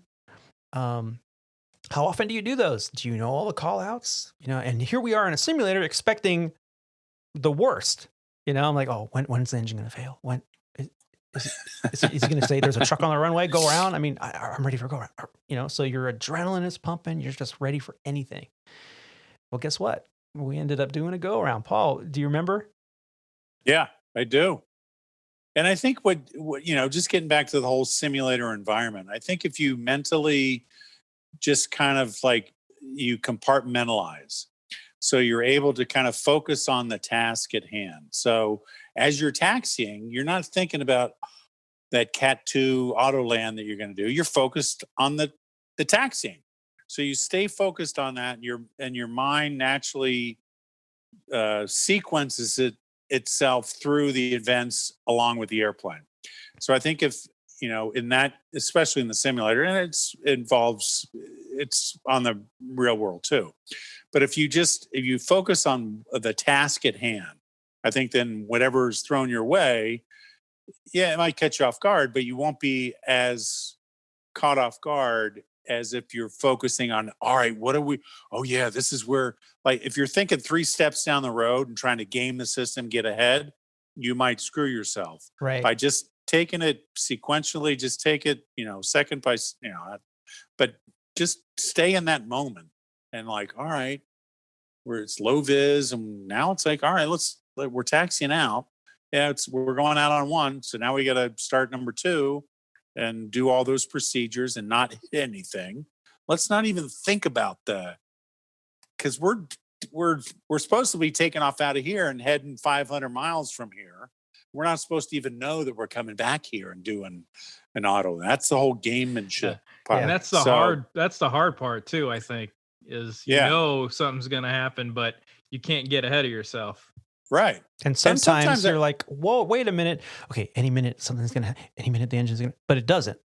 And then you're like, did I miss something? What's going on? Yeah, if the simulator is still moving, you're still in the game. You didn't miss anything. Just keep going. If the simulator is not, And I think it's important to kind of, and it applies to real world flying as well, I think, is just stay focused in the moment, and whatever happens then, as much gouge as you had heard from other guys or you read somewhere on some websites, oh, this is what you're going to get. It's like, yeah, be prepared for that, but don't focus that like it's coming. Here it comes. No, you might not get it. And then your brain kind of dumps and you're like, oh, I forgot where I was. Well, just get back in the moment. Yeah, because if you're thrown off, like what to expect, and then you don't get that, then it's worse. Then you have this lag time of like, wait a minute, this isn't what's supposed to happen. I read the gouge. I've had this instructor. I downloaded the blog on this guy. So just be prepared. Understand what your knowledge is supposed to be, but don't be so focused on the gouge that you lose sight of what's happening right now. Because obviously the gouge doesn't apply to real world.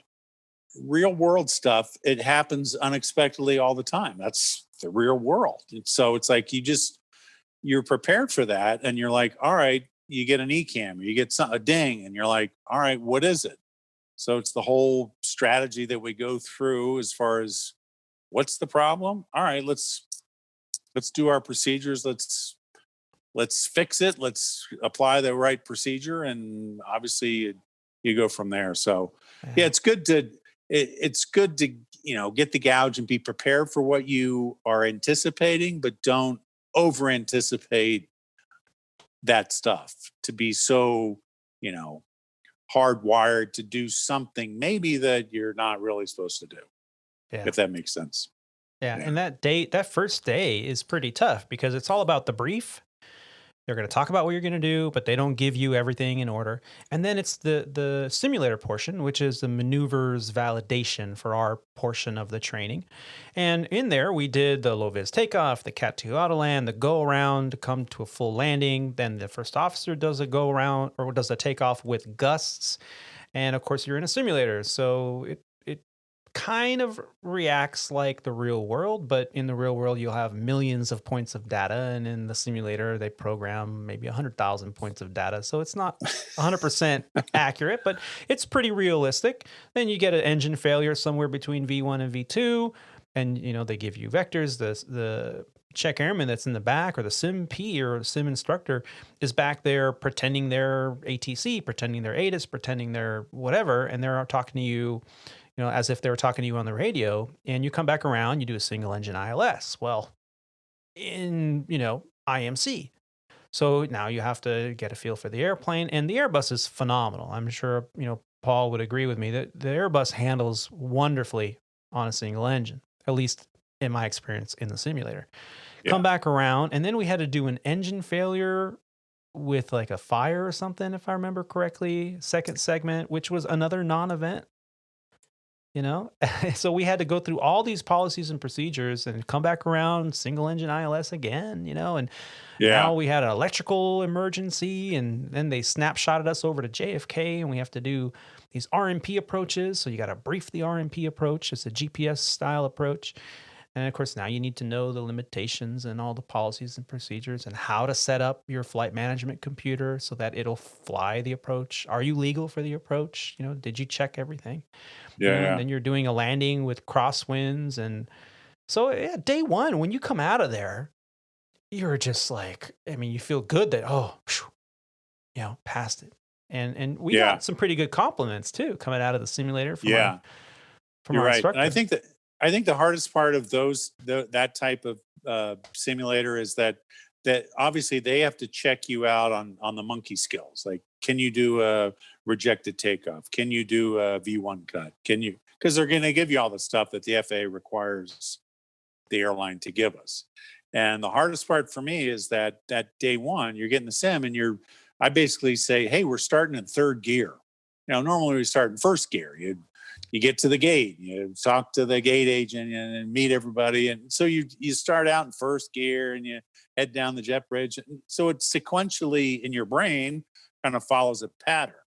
You get in the simulator on these maneuver type situation. You're like, all right, you're at the end of the runway. All these checklists are done. You're ready for takeoff. You're like, whoa. Okay. Let me get myself caught up here. It's shit, like I gotta start the engines first. Yeah. Oh, they're already running. They're running for you. Your checklists are done. Just say your aircraft. You're good to go. And they make it sound like, oh, it's so easy. I'll just go and do. It's like, wait a second. I got to get my brain kind of, the cogs are not aligned here. So I gotta get in third gear where you are. I'm still in, neutral. Yeah. So that's the hardest part for me is just getting, and obviously they're on a time limit because simulators costs a lot of money every hour to operate. So they want to get as much training out of us that's required by the FAA to do it. So sometimes you're put in one of those situations that you're just, you accept it. It's just part of the reality of the job. Yeah. So, and for day one, what did you think, Paul? What was the probably most stressful event or maneuver that you experienced? Well, I just think overall, because I haven't flown for so long because of COVID, I think just getting in there and just making sure everything was done. I mean, obviously I was the captain, so I'm responsible for it. And I want to thank you again, Tony, for being, you were on top of everything. You're a great co-pilot. You helped me out of a lot of stuff. And I thought we had great CRM, cockpit resource management. We're talking to each other. That's the instructors. They love that, the inner cockpit communication, and say, hey, what do you think? Does that look good? Hey, what do you think? Hey, sounds good. I mean, they love that. If two guys are in there and they're just quiet and they're just doing their own little job, they don't like that because it show, and I think we did a good job where we're constantly just yapping. Yeah. And it's, I think it helps and that's what they want to see. So, the first simulator, I mean, it was, that was probably the hardest part for me was starting in third gear and you're out there and you're like, okay. But luckily I kind of had an idea of what was going on and it kind of worked itself out to that. So like, hey, normal takeoff. And then you're going to come back around and do an auto land Cat 2. So I'm like, oh, I know where to look for that. And I was like, I'm going to go through all these, the procedures call outs, mandatory go around call outs, because it's a team effort. So it's, the captain is, yes, he's flying the aircraft, but the FO actually almost has more work to do as far as seeing what's presented on the FMA at the right time, at the right altitudes. And if he doesn't see it, he's going to call him out. And then it's, captain's going to like, all right, if the FO, an Autoland, the FO says anything, that's, let you go around, other than the standard call, unless confirm stuff. So, and he tried tricking us too. And when they do this, when the simulator instructors do this, if that's what they're doing to try to trick you, you're doing okay. So don't sweat it. That's right. So here we are. We're doing this Autoland, and you're supposed to see. I think it was during the Cat 3 or Cat 2, whatever it was, and the one to the actual landing, and you're supposed to see on the PFD at the top. First you want to see final approach. Okay, so you got to call that out. Fine. Then you get in lower, and you get past 1,000 feet, and you're stable and everything, and you get down, and you want to see land appear in green at the top of the PFD. And the call out from the FO, which is the pilot monitoring, is land green, because the captain is looking outside. They're looking for a runway. They need to see a runway before they can land. And so you get past there. Now, once you get into the flare, you want to see flare enunciated. Now, because this is a very critical time, that is not something that you vocalize. If it doesn't show up, then the FO absolutely must immediately say, no flare. meaning, hey, the autopilot is not going to flare this aircraft. You're going to come down pretty hard. So the captain is going to have to either go around or disconnect the autopilot and land it themselves if they have visual cues of the runway, and they can do so. Then the third thing is rollout. Okay, so we came in, we got the land green, we got the flare, and then, of course, at this point, the aircraft is transitioning, and now I'm looking over at the engine and warning displays and the flight control displays, and my call out is spoilers. But my adrenaline was pumping so much. I want to do really well. I want to do all the call outs. I want to make sure Paul's all set up. And before the rollout was enunciated, I looked over and went, spoilers. And he's like, okay, so max reverse, right? Sure. This is great. Hey, we did a great job. And then the simulator instructor pauses the sim and he goes, did you ever see rollout? I don't think you ever saw rollout. I'm like, did you fail the rollout? I didn't even notice. He's like, yeah, I failed the rollout. You didn't call no rollout. These are important things. So he's like, he kind of saw that we were doing okay. And he's like, oh, okay, I'm going to get these guys. At least I think that's what happened. Right. But that's one of the things you learn. Cause we're tracking down the runway and we start going to the right. I'm like, well, this is not supposed to happen. So I clicked off the autopilot. I don't know if I said autopilot off, but I clicked it off and just kicked in a little left rudder and got back on centerline. Yeah. But it's one of those learning experiences that wasn't briefed. I mean, it's not like in our kind of standard in the blue pages where we kind of hit the highlights. It was kind of buried in the flight manual, whatever, under Autoland. So it's that information's there, but it's not, and I didn't cover it in the brief. So he was just kind of pointing it out that, hey, this could happen. And here's what you got to do. Yeah. So I think it's one of those where you kind of learn. Now it's like, oh, you'll probably never forget that again. It's like, exactly. So it's, yeah. Yeah. And what I learned was my eyes on a Cat 2 or Cat 3 are not going to move from one screen to the other until I see that rollout, and no harm, no foul. It wasn't perfect. We were shooting for perfection, and I think we're able to maintain. But it was safe. It was safe. Nothing happened. I mean, we learned a lesson, and I think that's, if you're doing everything perfect, the instructors are going to load you up somewhere where you're just be overwhelmed, and then because they got to teach you something, right? Right. They got to have something to debrief. Yeah, that's right. There you go. Yeah. Well, then at the end of this event, we look at our schedules and we notice that we have no simulator scheduled for day 2 of sim.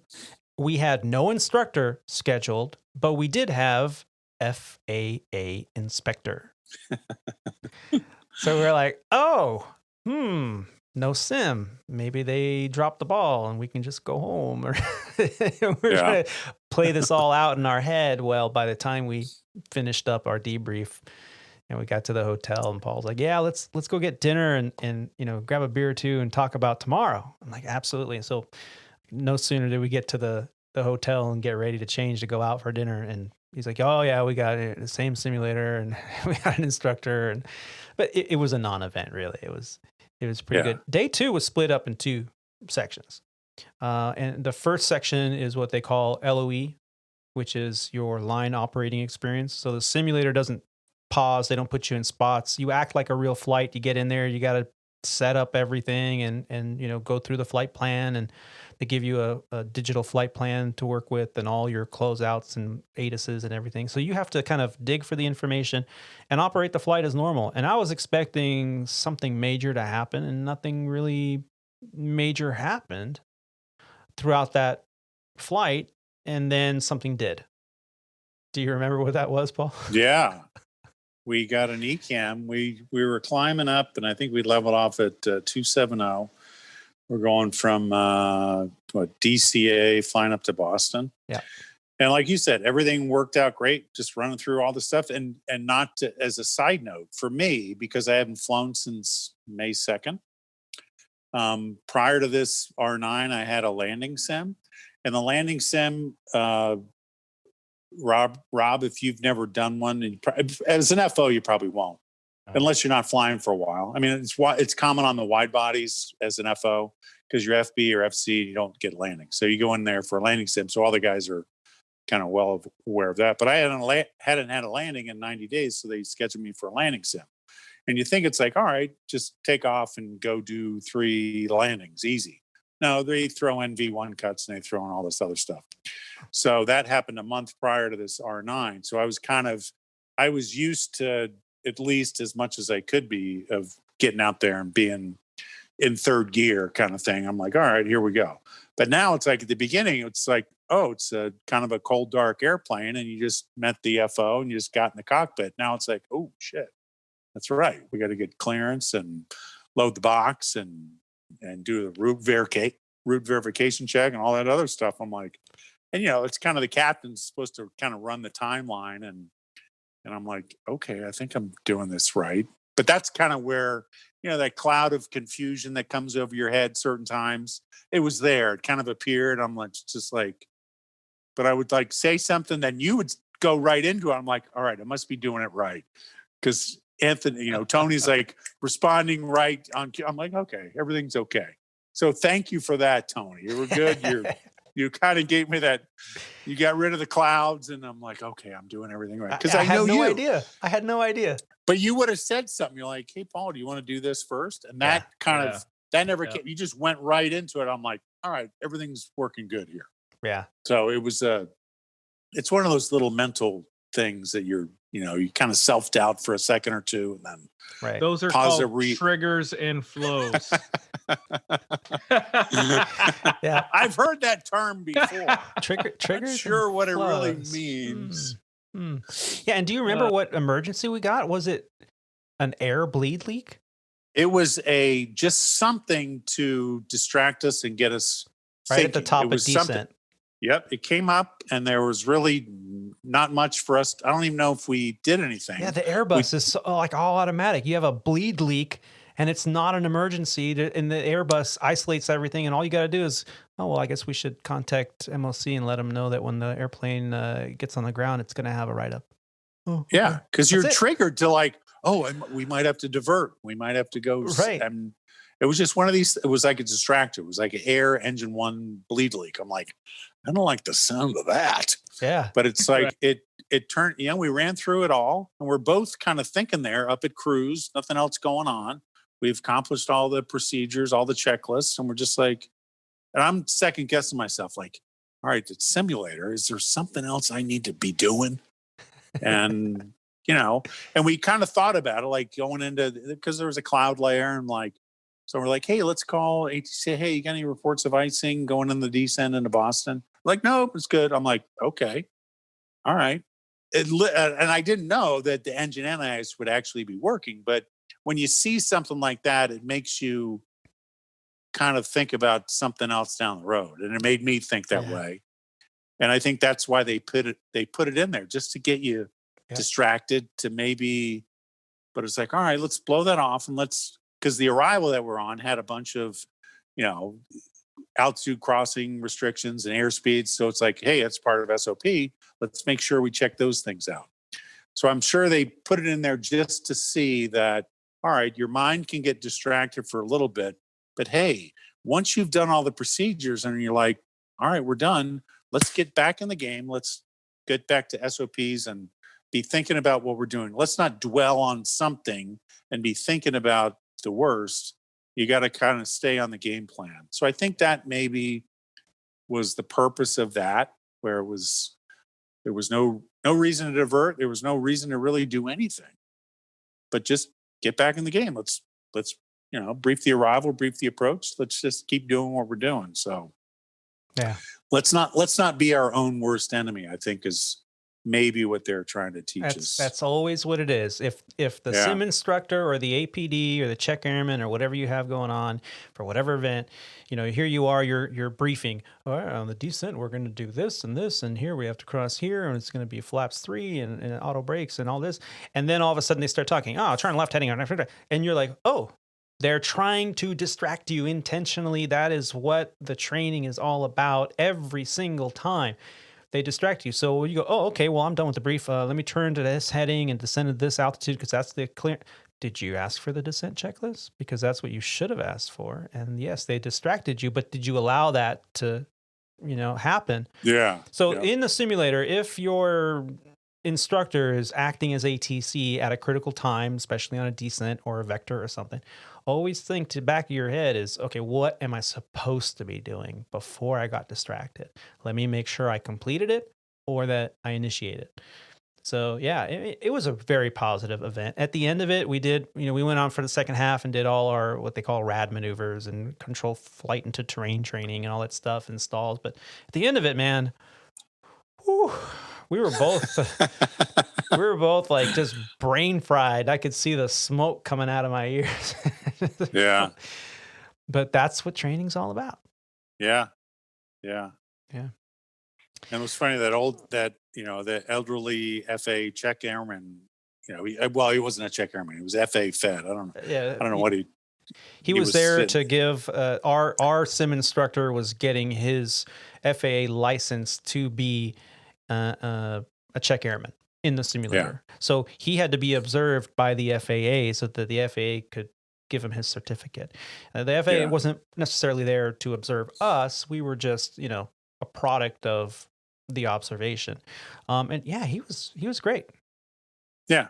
And I think it's one of those things that some guys, maybe it's just like another distraction. That stuff can happen. It happened. We didn't know until the day prior. We're like, holy cow, there's an FAA guy in our sim. So it's like, all right, you can be aware of the situation, but don't dwell on it. Just treat it like it's another sim. Don't even worry about he's back there. Just do your stuff. Focus on what you have to do and what you have to do with the FO or the captain. Just focus on your job, and you know what? You'll get through it fine. And he said something funny at the end where it was like, I said something funny like, hey, Michael, you're pretty quiet back there. And it's like, I know when to keep my mouth shut when I witness perfection. And I'm like, all right, that's a little hokey. I was so impressed what he said on the phone call I made to home afterwards to say, yeah, I passed. And, I remembered it because they're like, you said, you're kind of quiet back there. What's going on? And he goes, I learned a long time ago, when I'm in the presence of perfection, it is best to keep your mouth shut. And we both just laughed. Like, okay. I mean, he was a super nice guy, but you realize that, all right, he's an FAA guy. He has the power to yank if you wanted to, yank your certificate or whatever anytime you want it. So when you're finished with this intense training, and it is intense, you're putting all your energy, all your adrenaline into it. You really ram dump all the information before you even make it to the curb of the training center to get on the hotel van and get back to the hotel or go back to the airport. In my case, we actually both ended up packing our bags and going to the airport to take our commute flights home. And I had a couple hours to spare. I ended up walking almost the entirety of the Dallas-Fort Worth International Airport, just because, you have all this energy. You've just completed a successful recurrent training cycle, and you just gotta walk and burn it off. And by the time I got on the plane, I ended up being again in a first class seat. It was wonderful to just sit there and recline and relax. I ended up watching a movie and got home, got picked up, got the princess parking where I got picked up by the family, and went home, and that was it. Another 9-month training cycle complete. It was a wonderful experience. Roger, as a simulator instructor yourself, what advice would you give someone who's maybe kind of new to the game or struggles? Because some people do struggle. They could have 30 years experience and still struggle because they get nervous, or it's a high stress environment and they always freak out a little bit because they know that it is a Jeopardy event sometimes. What advice do you give? My number one far and away advice: slow down. Slow down. You get bells and whistles and horns start going off because obviously in a simulator environment, you are going to get abnormalities, and people get so wrapped up, and myself included, because it's human nature.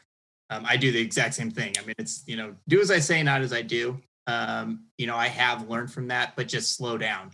A lot of times, if you don't do anything for the first, there's hardly any instance that if you take 10 seconds after, no matter what happens, nothing's going to happen. A fire is going to be something that's like one of those things that could fall outside of that. But if you take 10 seconds to just take a breath and don't do anything, even if it's an engine failure on departure and you're simply on a V1 cut or however you are describing it for whichever airplane you're flying, fly the airplane. Just fly the airplane like you normally do. Get the flaps up when you normally do. Get the gear up when you normally do. And don't do anything. Take stock. Slow down. That's definitely my number one and maybe my only advice. Obviously preparation goes into it, but to a certain degree, slow down, take a breath. And what I tell people, if you don't know what you're touching and why you're touching it, don't touch it. Because too many times people grab wrong levers, wrong buttons, wrong whatever, because in that adrenaline rushed panic, which is what it amounts to, mistakes get made. Yeah. Slow down. You don't know what you're touching, why you're touching it, don't touch it. Yeah, that's sage a good advice. point. Yeah, that's the Jackie Chan effect. What? No, no Jackie Chan here. And Tony, going back to what Roger just said, I think that's our company's come out with this fixed strategy, and I think it aligns with what Roger just said. I think they want us to slow down and methodically do things. So they put this kind of procedure in effect to make us slow down and analyze what we're doing. There's certain switches and, it's critical for the engine, shutting engines down, but where we have to confirm things.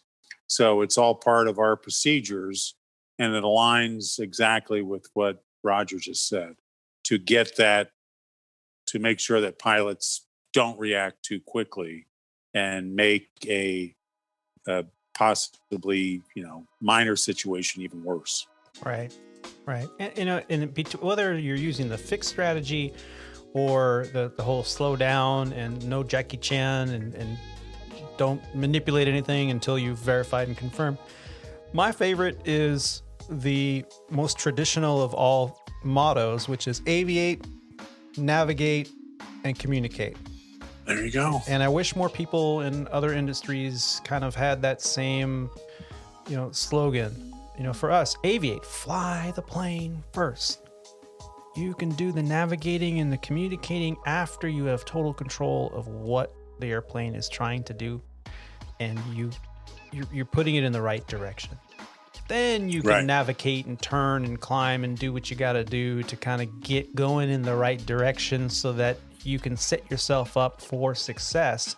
And the last thing you want to do is when you have the opportunity, that's when you communicate to ATC.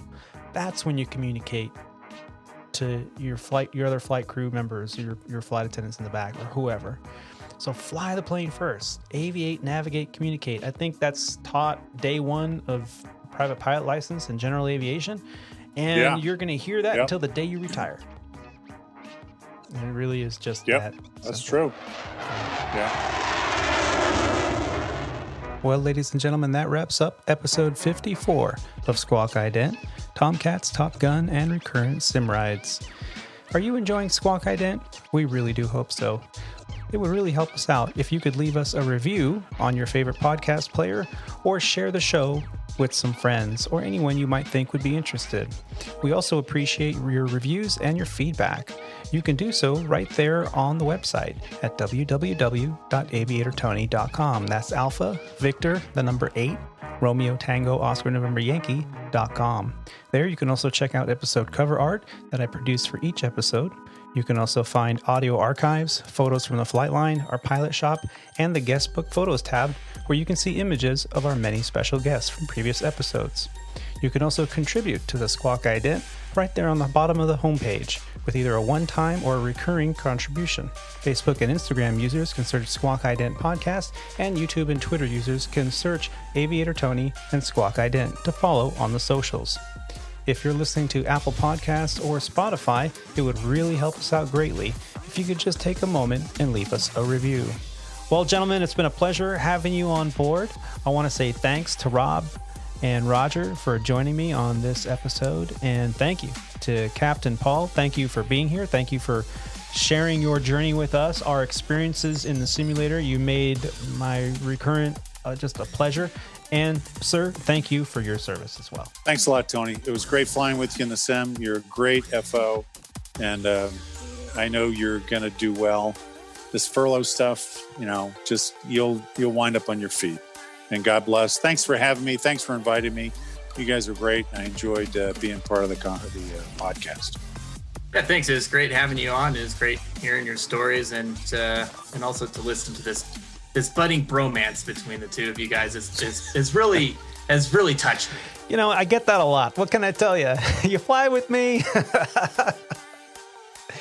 And Rob, thanks again for being a part of the conversation. Thanks for having me, Tony and Paul. Yeah, it was great hearing your stories. Look forward to at least someday maybe meeting you, if not flying with you one day. And we love hearing stories like the one you shared today. And I know our listeners do too. So thank you very much. And finally, thank you for taking the time to listen to this grateful aviator. Keep the dirty side down, stay safe, and take care of each other. All right, bye, guys. Thank you. Thanks, everyone. Adios. See you.